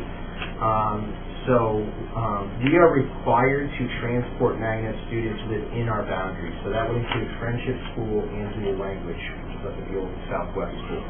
We have to provide transportation to those two schools because those magnet schools are within the town of Waterford. We currently transport to Learn Magnets outside of Waterford as well as some of the New London magnet schools. As I mentioned, it was usually about a wash because we had a fairly large number of students going to magnet schools, and at $1,300 a head, it pretty much was able to pay for most of the transportation costs. Because we've been able to bring some students back to district, and we have about 40 less students going to magnet schools, 40 times 1,300, you get to about 50,000 or so. That we're not going to receive reimbursement for. Sure. We're still running the same number of buses to these magnet schools. They're just not as full, and we're not receiving as much reimbursement from the state anymore. So if the board were to continue magnet transportation outside the town of Waterford, you're seeing a $47,850 increase in our budget to provide that service to Waterford families. And if the board decided not to provide the transportation outside the district, what would the savings be? I mean, you'd save the entirety of the delta between the 120 and the 50,000, so about 70 grand. In addition to, it probably would serve as a disincentive for going in the first place, right? Especially that, right. We talked about a mid-step at one of our meetings, that for the first year not to completely pull back transportation, but to bus the kids to a central Like a hub. hub. Yeah. And have you looked into that? We've had some discussions about that. I know our transportation manager is in the process of looking at that as we have asked her to do. There's also a financial incentive. I know some of these magnet providers provide hub stops at their cost in some of these area towns because there's a financial incentive for them to draw students. So some of these magnet providers are providing the hub stops in these other towns for families. Why aren't they doing it for us? Because we're providing it currently. Wait. But at one point in time, the volume of students that were taking advantage of this was at such a point it actually offset the cost. Right, So right. it's cost neutral, right? Right. This makes more sense now because now you're subsidizing. Right. And I apologize to them. I did not look into it the way that you did. I did ask them to evaluate a hub stop, but not with us dropping the kids off at a hub stop, but rather Waterford providing an area for a hub stop with the school. I don't have to apologize. I didn't see the question. I mean, there's always options. Yeah. Do you have now, or can you give us what are the numbers on those kids, and or if we're putting them in a bus, would it be more cost effective for us to put them in a van instead of a bus? I mean, I'll defer to Joe. Not much. Most of the time, it's hours based, and I hope 65 versus 58. Right. It's not a huge Big bus rate. versus little bus. Yeah, so it's like $7 an hour. It's not that big of a shift. It's an hourly From the bus to the van. No, I'm sorry, I was just talking about, the difference between a big bus and a van. Well, so if we're worried about, I'd like to see what the numbers are. How many kids are there, and where are they going? I have that for you, Thursday. Well, it's on page 42 and 43, but. Yeah, there are. Yeah. You can kind of see where they're going. Page 40, 40. 41. Yeah, 42 and 43. The difference is maybe not every kid is taking the bus. They might have a parent who brings them or whatnot, but you can see the magnet numbers on 42 and 43. We do have to transport to like Ledyard, Moag. That falls under a different set of statutes. Can we ask the parents to pay and chip in on some of this? I don't think we can charge for Can transportation. we charge? It's either I think you No, can you either provide it or you service don't. or not Right. provide the service. But the emphasis, you could put the emphasis back on the magnet district. They're getting the You didn't dollars. hear me say that. I did. I was wanting to ask about, we had mentioned, sort of scrutinizing the bus routes and kind of taking a look at, only because I am one of those parents that drive their kids into school, and I'm seeing half-empty buses. Right. A lot. Last year at Clark Lane I saw it, I'm seeing it at the high school. That would not be reflective of, like, that study, if you will.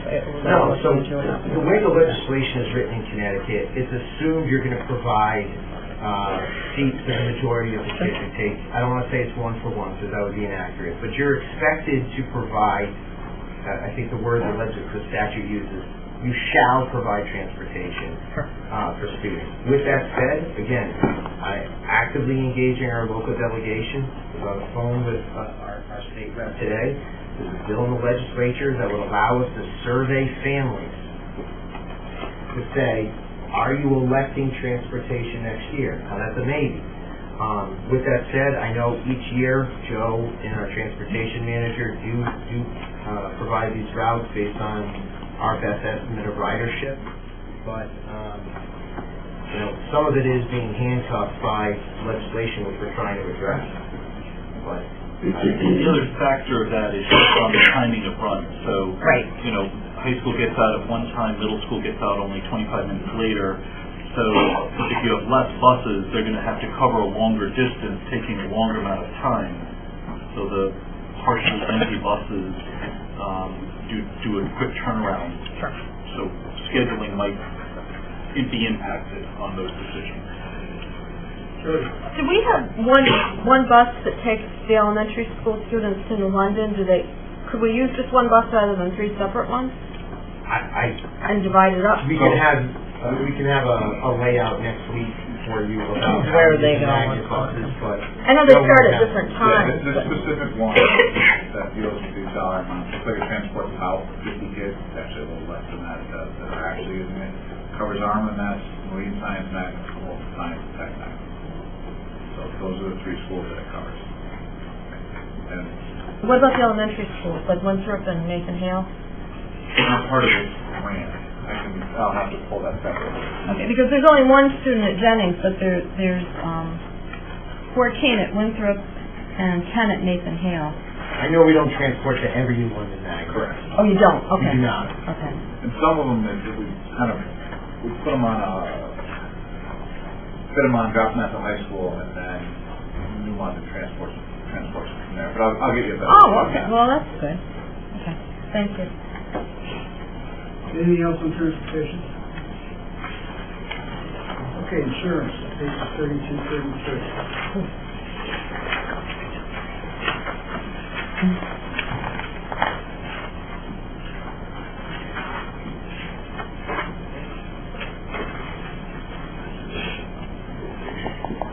Are these all in concert with the town? Yeah, a lot of these are joint contracts with the town, a lot of these insurance.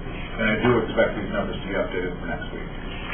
Right now, we have H.D. Seeger, who's one of our insurance providers, looking at our renewals. So it could go down? They will definitely go down, not up. Oh, right.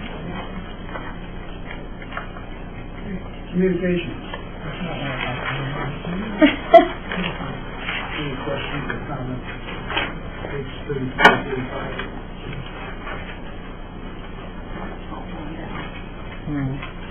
Postage is going up. Buy forever stamps. Forever stamps. No, it's actually No, it's going going down. down. No, ours is, but I mean, okay. stamps, I know, because your community, right, You're that's what I warning meant, them. yeah. Warning that we're going Okay, tuition. Oh, I have so many questions.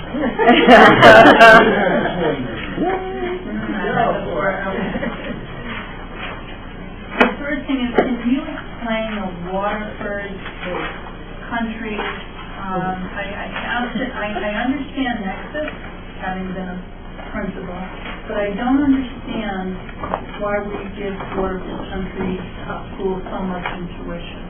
I'm going to defer to Kathy alone on that. Ma'am, are you looking at a particular page and look? Yeah, there was a line there.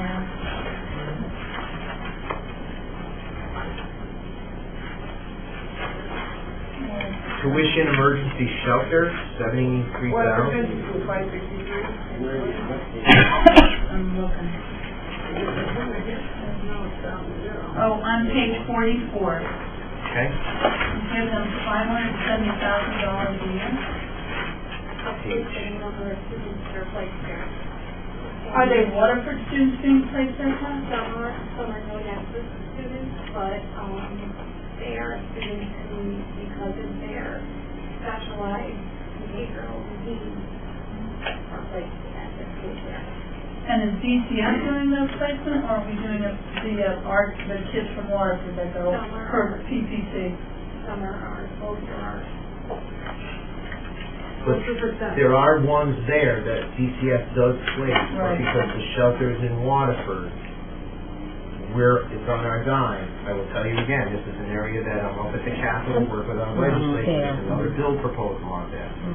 This stuff has to stop. Yeah, DCF should pay for that, not us, for those. Well, especially if a child has an access in place, so that really should be, yeah. So, just to clarify this in my mind, if Waterford Country Day School was not for Country Day School, you would only have to pay the kids that we put there via PPC.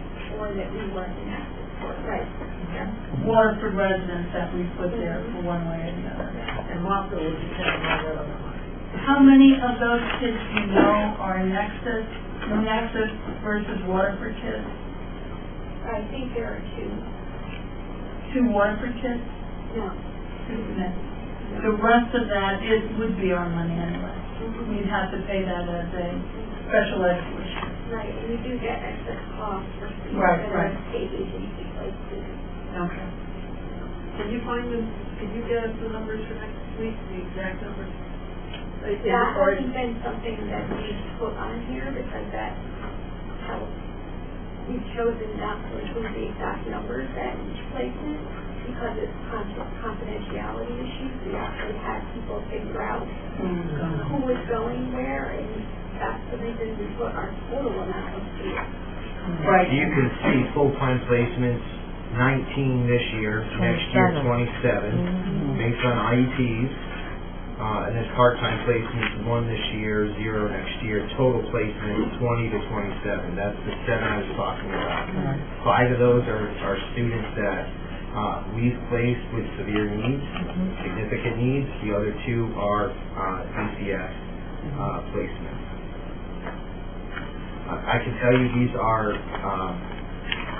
students that Kathy and I meet about often, and I push her, and I like use the red, green, yellow system. Red means tell me they have no shot at going back anytime soon. Yellow are maybe, and green, yeah, they're ready to come back. So I mean, these there's big dollars in this area, but and again, we're building in district programs. Right. Chris, how many students up there at Quaker Hill and our 4? So those are 4 students that we typically would have outplaced that we've been able to build an in-district program on. And also our Avery Point students. That helps. Right. So if I can continue, the Lighthouse is a big increase for next year. Is that the after-school program at Lighthouse? That's students that are between 21-year-olds who have significant. That can't be covered in our Avery Point, They cannot. so that's the 18 to 21. How about the Mount St. John, transition, what's that? I didn't see that listed in your description of what the schools are used for. That is a new, they moved from their Mount St. John Academy to the Transition Academy at Mount St. John. And they're taking students elementary through high school level with behavioral needs, with social and emotional, anxiety needs. It's a range, it's a new program this year. And who's it run by? It's Mount St. John. It's a private? It's a private. But it's using, okay.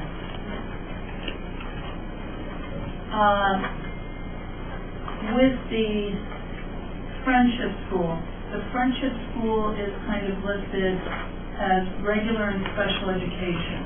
The other ones are not. Is that because for kindergarten, you pay a different amount for this?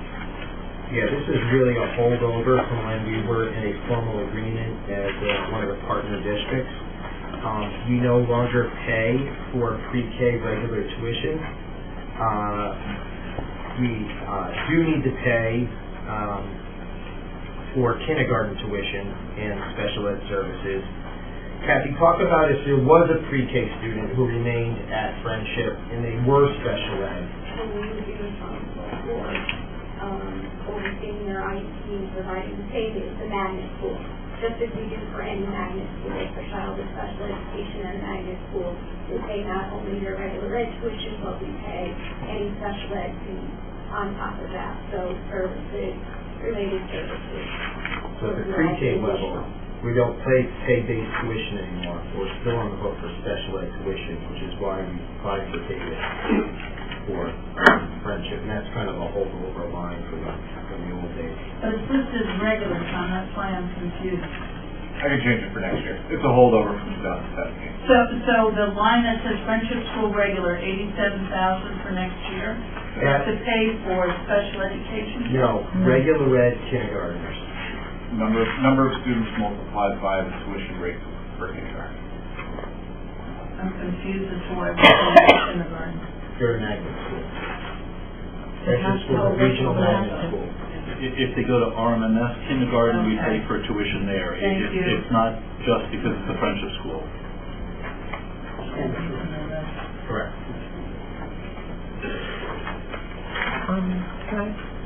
Sorry, Kathy, would it behoove us to have something or look into something like a high road being housed somewhere on on one of our campuses? Or Actually, Tom and I have talked significantly, right? I don't know that we have the space in any of our buildings Alright, to that's take fine. on an additional program. I just wondered if it would be more cost effective than Waterford Country Club. It's something, it's a space issue right now, but I know that those discussions do take place.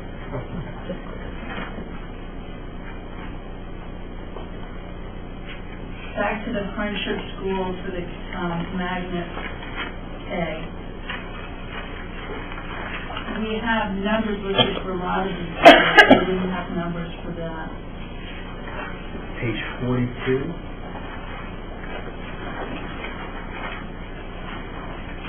At the top, you're going to see 3 lines for Friendship. You're going to see pre-K 3, pre-K 4, again, Oh, that's, okay. and then TFSK, we're projecting 22 kids there next year at 3960.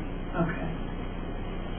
There's a lot of pages, so yeah. Now, how good are your numbers at budget time projecting how many kids actually go to these magnet schools in September? Yes, Craig does the metrics on this. Typically use either a 3 or a 5-year rolling average. We've been using a 3 only because if you think about a 5-year rolling average, we've actually done changes within our recruitment back. So we've tightened it to a 3-year average, and that's where sometimes you get favorability and sometimes you get additions because it's truly parent choice.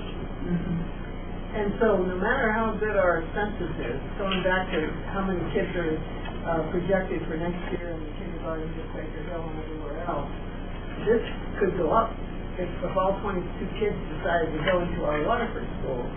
We'd be in trouble. Well, we would use tuition dollars $87,000 Right. to buy a class member. Right, but it would be scrambling again at the last minute. We'll have a pretty good idea by midsummer. Well, I was gonna say, you should have a pretty good idea for the magnets, because they'll close that door off, and then we'll have a better understanding who's being turned away and who just can't go, so. But you're right, it's something to closely monitor. Now, on voting, that's a state program. Why do we have to pay for that and not for, Rapid Check? Yeah, so just by state law. So basically, the VOTEC schools are 100% paid. The VOAG schools can charge a tuition, so they do. And then charter schools are 100% paid by the state, and magnet schools can charge a tuition. It's literally just how the state statutes are written. I know I've asked in the past, what are we doing to meet with these families and saying, why are you leaving? What can we do? How can we get you to stay here in community? I know in the past we've sent like a form letter saying, are you still choosing to, be out of the district? It's a lot of these. We do direct contact, mostly through mailing. We did try the phone call route, and that was not received well at all by a large, contingent of the magnet families. We did survey them several years ago about why they send their child to a magnet school. The number one reason was a lack of diversity in our schools. With that said, 1 out of 5 students in our school is a minority, so we're probably more diverse than people think. But it's really about marketing. We invite them to different district events. Come check out our STEAM night, this, that, and the other.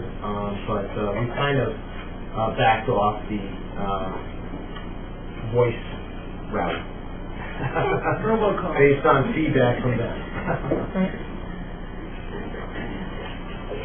I think there was some language in that New London Science and Tech High School, you're projecting 17, but for budget purposes, you put it out a full 24. So we had some agreements. So RMMS, no matter how many kids go, we are only financially exposed to 24 as an original agreement.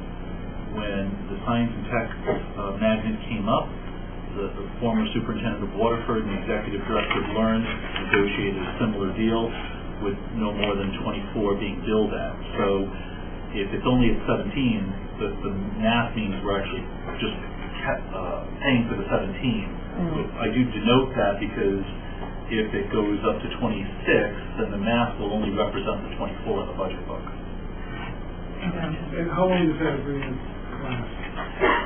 It's evergreen clause until like a different arrangement is struck. Well, are we working on a different arrangement? I don't think it's a bad deal because it's not 24 kids. Right. But we're doing all these efforts to encourage students to stay in district. And we seem to have a degree of confidence in it. So now we're in a loss situation. But the No. Right, and the numbers swing. You can have a year. So yeah, Greg, just to be clear, if only 17 students, if less than 24 students go, we are only exposed for the actual charge. Oh, I thought you said we had to pay for 20. No. So that's why I was thinking it's a good agreement for us right now. Okay, I misunderstood.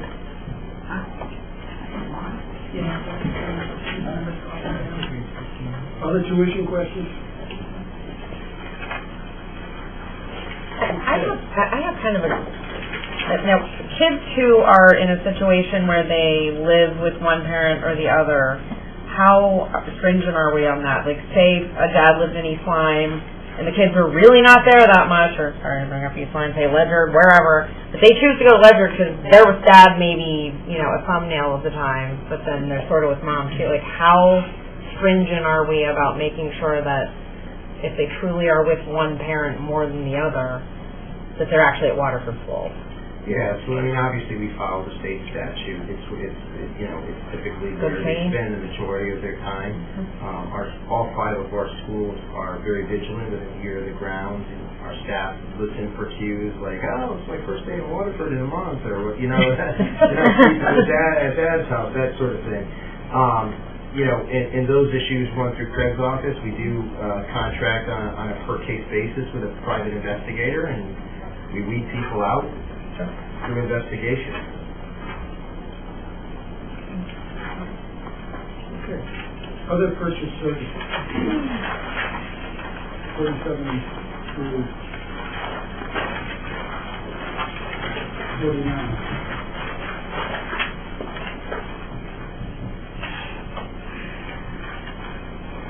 Is the high school transportation up just because of adding the fencing program?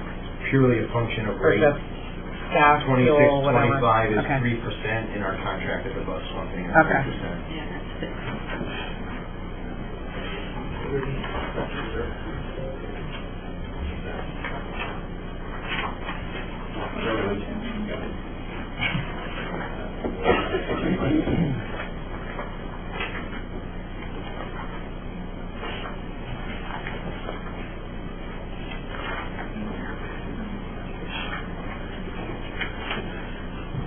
Hearing no questions, instructional supplies. I have something on that. Page 52 and 53, high school science, middle school science. 10 teachers are splitting $16,000. I'd be surprised if that covers consumables. Never mind pipettes, slides, beakers, test tubes, microscopes, and everything else. So, did they ask for more and it was cut, or do they get donations? Is it listed somewhere else? Because we have 40 kids that go to the science magnet and marine science magnet. So, that's a lot of money we're putting out that we're not putting into our science classrooms. And those numbers are less than previous years, but yes, 40 kids is a lot of kids. And even middle school, it's less than $1,000 per I could certainly have Mr. Hauser talk about the process by which you get departmental budgets, and specifically science. Okay. We asked each of our department chairs to meet with their department, survey what they feel their needs are for the next year, and put together a proposal for us for supplies as well as for equipment, repairs, any of those areas that are relevant in their department. And the science department, everything they asked for is accounted for in the budget. We have not reduced them in terms of any of their requests at this point. There are some things that they would like to do that they're thinking on a phase-in basis. You mentioned microscopes. Microscopes and scales have gotten and because of that, rather expensive. And so we're looking at a several years long phase-in of replacement. If you insisted on giving us more money, we could spend it. But this is the amount that the science department had asked for at this point. But do they know we have 40 kids at magnet schools for science and math? And I'm looking at the budget for middle school math, it's almost $20,000. And we're not funding the sciences in the high school and the middle school comparatively. Yeah, the increase for the math, as I mentioned, is due to a curriculum renewal. Which is primarily just the photocopying component. You also have to remember as we open the schools through the school construction, we were really had an opportunity, as Mim just mentioned, with furniture, fixtures, and equipment to stock all of those schools with brand new equipment. Now, brand new when the date the school opened, which we know they're not new schools anymore, which is why Mr. Hauser's saying we need to start thinking about phasing in some more equipment. But that's also why we've been afforded a little more austerity in these lines. Yeah. Well, and then the other side of that coin is if they're only using $10,000 worth of consumables, they're not doing enough experimentation. That number should be higher. I want them to get more money, and I want them to do more science, and I want them to do more hands-on stuff. So if we could challenge them, and if I have to look through the curriculum, I'll look through the curriculum. But I think we need more there. Sure, when we went on the tour, the classroom that we went in was quite sophisticated, in both classrooms, but unfortunately, neither class was doing the labs when we went in. Whether they had just done a lab or not, I don't know, but the equipment that they had, I mean, they even had the hood, and, the goggles that was infrared. Right, but if they're not using them, they're not replacing them. I think it's a use and more of a curriculum issue than, Consider perhaps a future meeting as an agenda item to have a presentation for your science department. Good idea. Because I don't know if just giving them money is going to change. Good point. That's a good point. Yeah, and I think a lot of this has also shifted to virtual. I mean, kids can do virtual dissections, not that we're necessarily informing that each and every day, but there are other methods and whatnot, and I mean, I know. We offer AP courses, right? We do. Yeah, so there's a requirement in most courses for that kind of stuff, so. Again, Other questions on instructional supplies? I had a question. Regarding curriculum software, so that's on page 51. Just speaking from working in an elementary school system, so we have listed almost 7 different sort of platforms or software platforms where I know personally we use one at our school to the tune of about $5,200, where these other 7 are almost $33,000. And I kind of did the math based on the 52 elementary school teachers with that, because it comes to about $100 per teacher. It's called education.com, and it covers math, typing, reading, spelling, writing, science, social studies, fine arts, and foreign language. And it's all aligned with state standards, and but we're paying for an Epic Reading is significantly cheaper than Myon, but it's similar as well. So it just looks like a big, instead of 6 different stops, maybe a teacher could just go to one-stop shopping, one particular platform.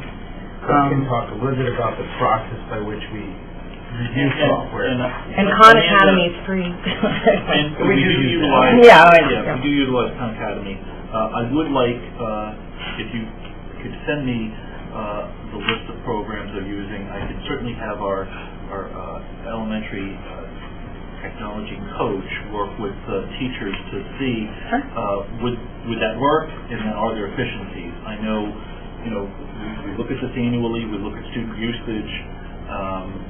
When we hear about other things, we do evaluate it to see how does it fit in the new changes. That's why I'm interested. Yeah. There's another program called Adapted Math, which is K to 6th grade, which is really helpful, and it literally differentiates and adapts to the child, and it's so individualized. It's actually a wonderful program, and it's also significantly less expensive. So I'll send that. You could just send me a list, and we can look at those. Perfect. We do a usage, and this is what we're utilizing right now, but it doesn't mean we couldn't change in the future. I mean, you could save almost $500 per teacher per classroom.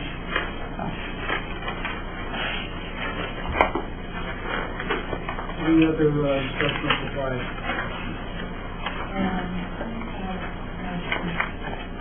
Supplemental grad Waterford High School, 6,000. I believe that's I'm sorry, 52. graduation supplies, but I'll refer to Mr. Hauser. Supplies, graduation, Tyson, Waterford High School. Yes, that's exactly what it sounds like. That's supplies necessary for the actual graduation ceremony. Caps and gowns for our faculty is a small part of it, but all those chairs and the actual staging out on the field are rented. Oh, wonderful. And then we got the diplomas themselves, the diploma cases that are personalized, invitation certificates for the kids.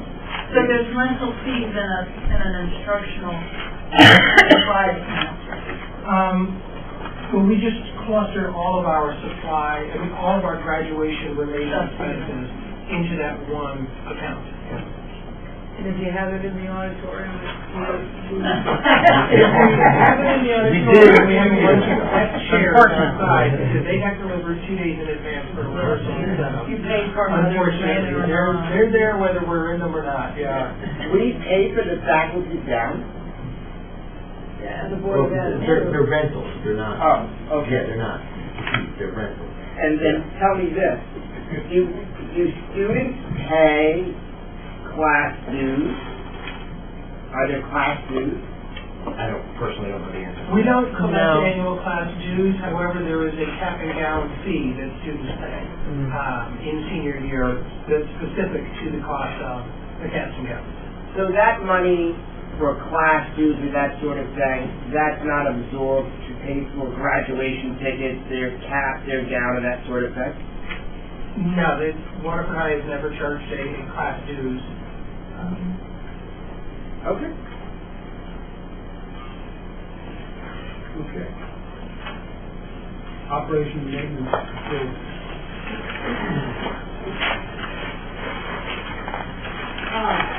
Page 57. Great Neck's water is going down.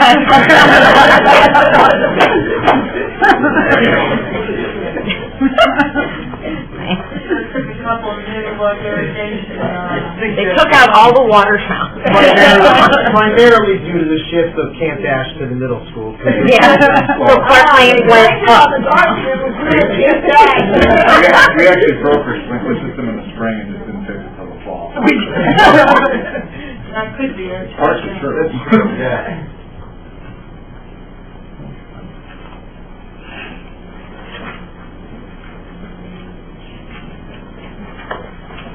On page 58, we've got some equipment for the high school science. Joy, see that? Yep. It's only $2,000, but there's. And I was wondering about those copiers. Yeah, we put some. What's the deal with we run out their lease, or do we lease them? Do we? I'm gonna have Joe talk about copiers. They are lease. I'm sorry. They're kind of. I did a lease to buy, lease to own. So after 5 years, we'll have to decide what we're going to do with the equipment. Kind of truing up to actuals. We're seeing a high volume on them, but overall, I mean, we're seeing some favorability. I mean, this new. I'm trying to explain this copier contract. We did a cradle to grave. So they provide the ink, they provide the repairs, and they provide the machine. So you're seeing some expenses that were down at 611 that are moving up to 430. That's why you're kind of seeing a little bit of movement. Like copier repairs at high school looks like it's unfavorable by 10,000. Just truing up to actuals. Just truing up to history. But they work for now. The library, though, at the high school is substantial. Like, what's going on there? Mike, Andre wanted to take it, remember you were talking on our tour, how you can keep track. I want to know who's printing out that work for that. Well, the nice thing is that students are using the library often, and then with the Follow Me printing, that's where they're choosing to print off their materials Yeah, we too. saw those Follow Me Right. pages. So it could be that as well then. Yeah, that's true, but it's a substantial, 202% increase. What's the expenditure on the girls' softball field? Like 18, 17? Yeah, that was this current school year. Yeah, now Right. it's nothing. I thought we had money to repair that field. We had Time out for a something. second. So, as we're looking at the fields, we did have an expenditure this year to go out and test the soil on the back.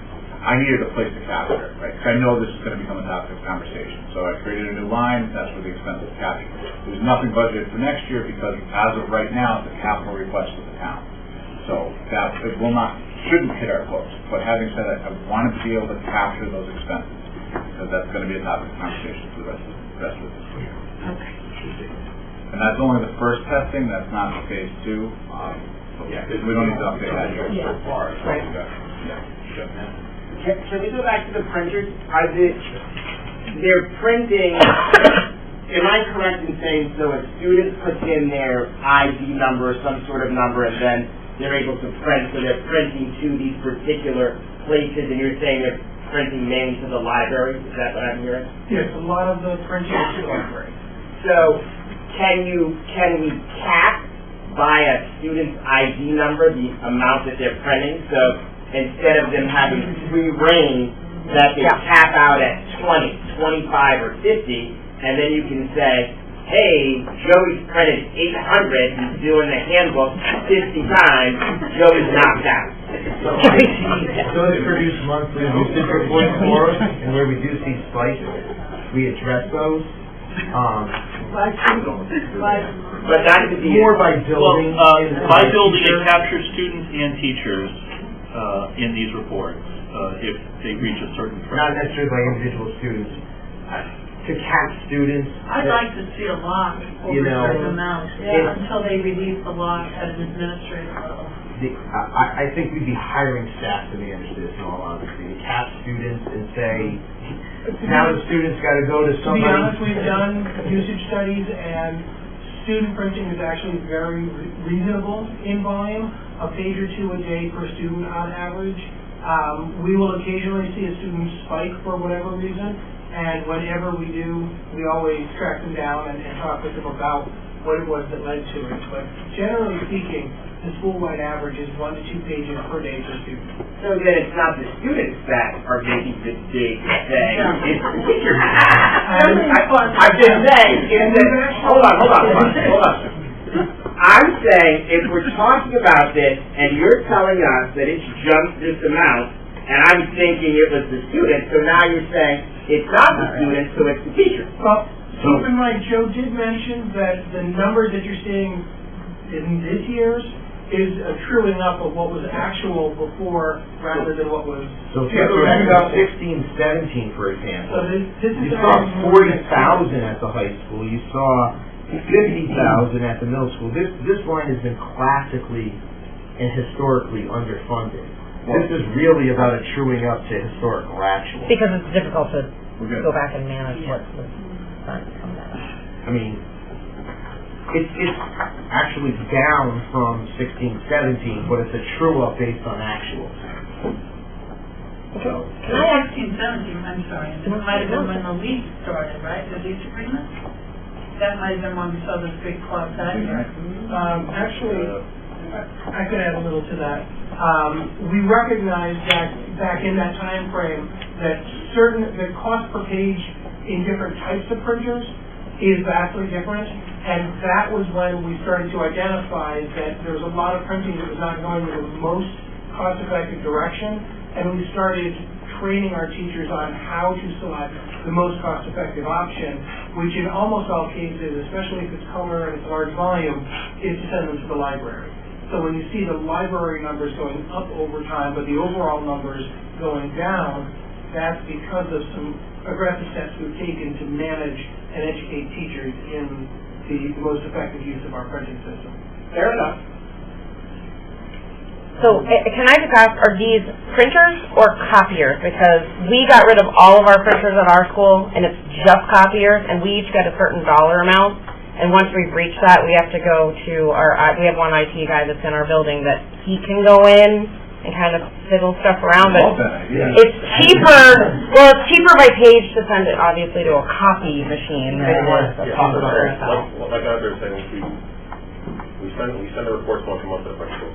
We noticed a trend a couple of years back where there was a lot of folks that were printing and just going to the nearest printer, because you could take your ID badge or, like you said, the code, and you can go to any printer or copier. So the report showed that there was a lot of waste, because color costs a lot more than black and white, big time.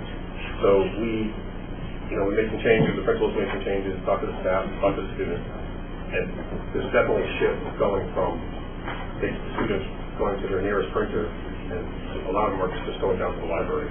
Because you can scan your card any time of the day, the next day you don't have to go right away. Print out just waits for you. So they're mostly copiers or they're mostly printers? It's a mix. So the following system covers all that. Printers and copiers. You can scan your badge at a printer or a copier. But there is no maximum. There is no limit. Are students able to print in color? Yes. So can you lock the students out so the student can't print in color? So then there could be a cost savings? We've done some look at drivers, but We've tossed the idea around, just going back a couple years, and we just came up with the decision that we're going to not put restrictions on. How about we get some information on student counts, student print counts in color, staff print out in color, just so we have an idea of right, what and then how many, for these schools, how many of Amanda's question, how many printers or copiers, how many printers, how many copiers, and what's printing in color versus what's printing in black and white? Maybe if you had 10 printers at the high school, maybe go down to 5 or make 8 of the 10 just black and white. What are the educational advantage of printing in color as opposed to black and white? it's good. Assignment dependent. I mean, there are definitely some things, science or math, very Graph, different charts, graphs, things like all that. that should be in color. In my mind, I'm not seeing that. Well, Why would a graph in black and white convey different information? Different colors. So you had to write the numbers down. So we went over it, I had to write down what she was saying so the numbers because it was in black and white. Right? but I'm glad you did it in black and white. Right. But what's the student printing in color for? if I was a teacher, I would be saying, Like, what do they do? They're not paying for it. And it's big money. yeah. And I How many think, of our printers Right. are copiers? How many of our printers are black and white versus color? I think they're mostly color printers, and they're big color printers, so they're... Right, but you can restrict the user to just black and white, correct? Yes, and we Right. The default to black and white. Oh, it defaults to black and white. Black and white. But the student can have the option to go to color? Different schools are configured different ways based on meetings with principals. Like I said, going back a couple of years, technically we could do whatever you guys want to do. I can make it print only black and white. Right, and you can cap it out as well, that the kid could only do, in a marquee period or a quarter, X number, and then, not to say they're going to be denied the opportunity, but they have to go the next step and go to the teacher or someone and go, hey, you're at 50, now I need 65, right? Those are called quotas, and you can do that too. Okay. Other questions? Let's go back to the manager. Poor guy. You're going to knock me off the stage next time. Here, now I might have to bow out and let you do it on your own. an art program, we need a free person to do the art program for you, and it's ridiculous, he does way more than we need to. Any questions on water use? How about sewer use? Drawing utilities, obviously, electricity, fuel oil.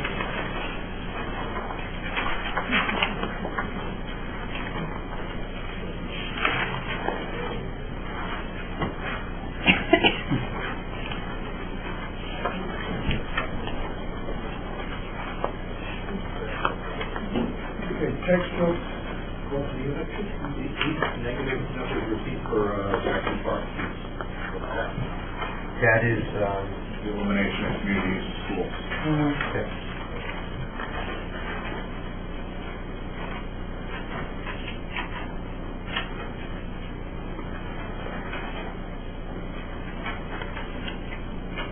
Anything else on utilities? Textbooks, library books, other supplies. I have a question on page 67. Like, are we buying the K through 12, like, we're piloting a math right now at the middle school, but that's not listed for next year's budget. Right, You'll so, write at the end of this year? so, it was open source. We needed to, actually, buy the materials now. That came out of this year's textbook money at the district level.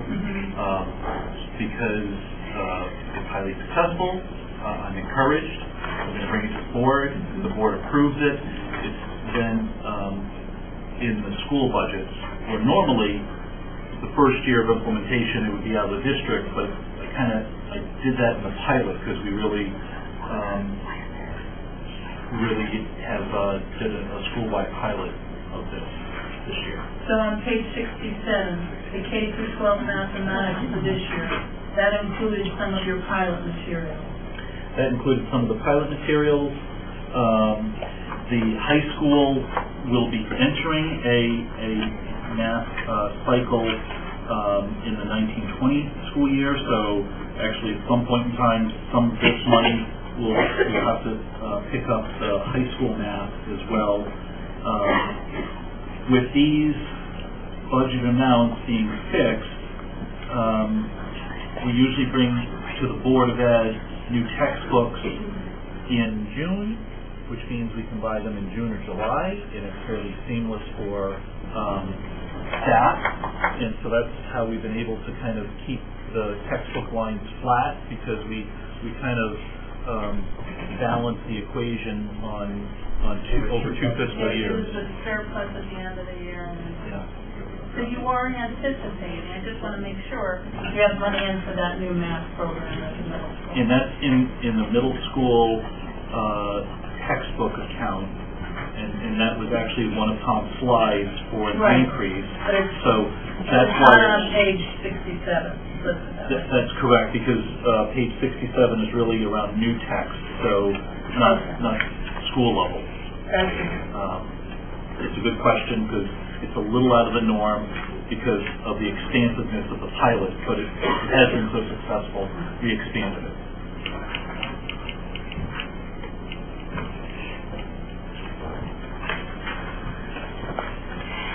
Any other questions?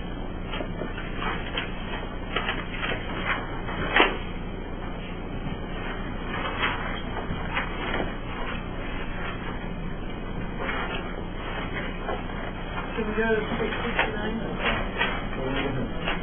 On page 69, the budget matrix, is that for Waterford High School and Park Lane, or is that just for Waterford High School? That is high school only. Is there one for Park Lane also? It's embedded in Park Lane activities? supplies and student activity, athletic, and Okay. things like that. Can I ask, maybe Joy knows the answer? Why are the field hockey uniforms a lot more than the soccer uniforms? Because field hockey has to wear protective face masks. Okay, well, my kids play lacrosse, and we have to buy all of it. So. And the sticks are much Yeah, more but expensive. we have to buy all the stuff for We have our lacrosse. athletics right here. I have to buy all my stuff, Chris. I want reimbursed. I got twins. I want them all back. We're going two steps to the hockey. Yeah, I think they're long overdue. I've been working to try to figure out the rotation, kind of like past what's going on, so I think field hockey's been missed somewhere along the line. How many girls generally play, like, are on the team? Just if you... 40.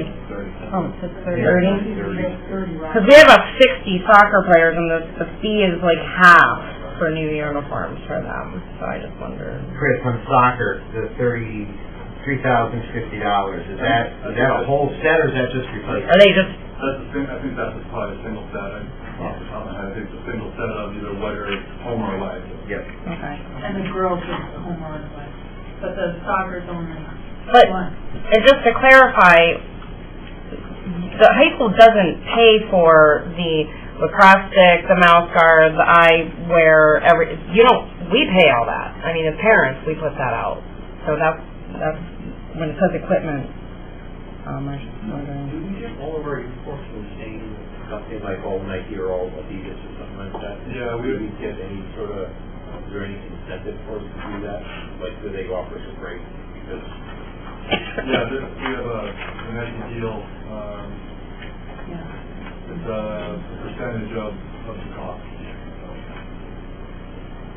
Off the top of my head, I don't want to. Yeah, I know they're pretty aggressive. I just have one more question. So, my child did indoor track this year, and I had to put out $50 for a uniform. So why are we not having all these other teams do the same? I mean, that's $100 for 2 kids to participate in it. And you're talking a tank top and like booty shorts. So I was like, why am I paying $50? But not that, I mean, I paid it, but that's $100 for 2 kids. Why is indoor track being hit? I mean, I'm not asking you. I just don't know. I'm just asking the world in general. Like, why can't? I don't know. I had to cover it. I have my kids' old one, but they said they can't use it. So I was like, okay. But like, let's say in basketball, and they're in good shape. If the basketball players have a warm-up T-shirt or whatever, that extra item, is the basketball player paying that, or is the school paying for that? As an example. I would say that beyond the uniform, it's probably individual team decision. Like the players would those costs. And are you fundraise for that purpose, or players pay for it? Our daughter plays volleyball, she wants a backpack, and so Okay. Other questions through page 74? Yeah, girls basketball and boys basketball, there seems to be quite a bit of a difference there. Can you account for that, considering Title IX? Boys have to have a policeman at their This is for next year. You're seeing the primary difference is boys' uniform. Look again, that's a tank top. That's It's a tank top. The tanks in girls and boys basketball are that you see the boys basketball is in a uniform replacement year. The girls are on a different cycle, so there's no uniform cost that year. Okay. And simply with the larger audience draw, we have to include a good bit of money for security costs for the boys program that we don't necessarily need to for the girls program.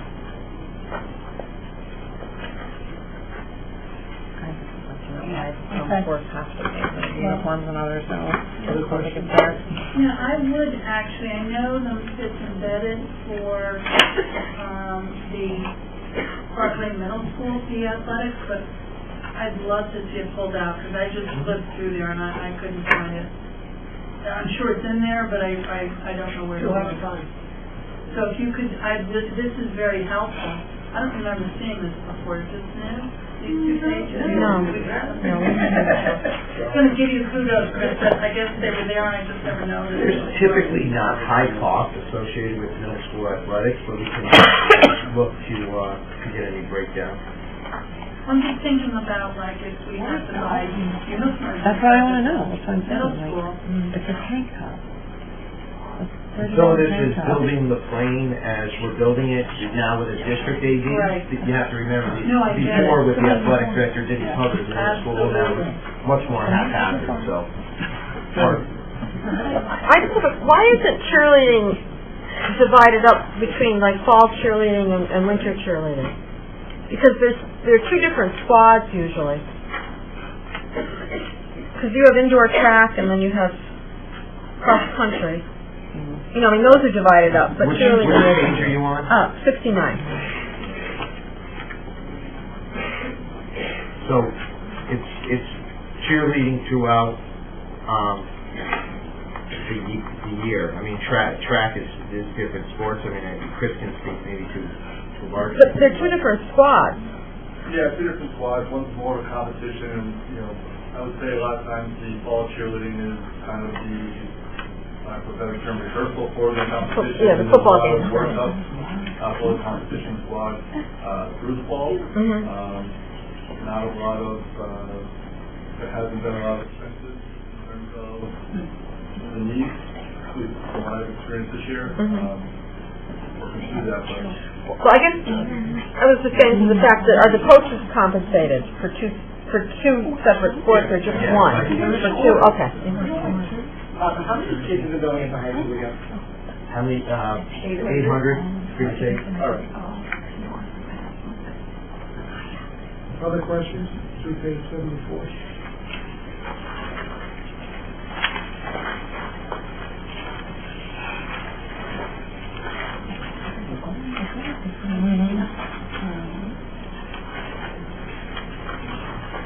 Dues and fees, starting with 75. Any questions, concerns? Did you cover Oh, okay.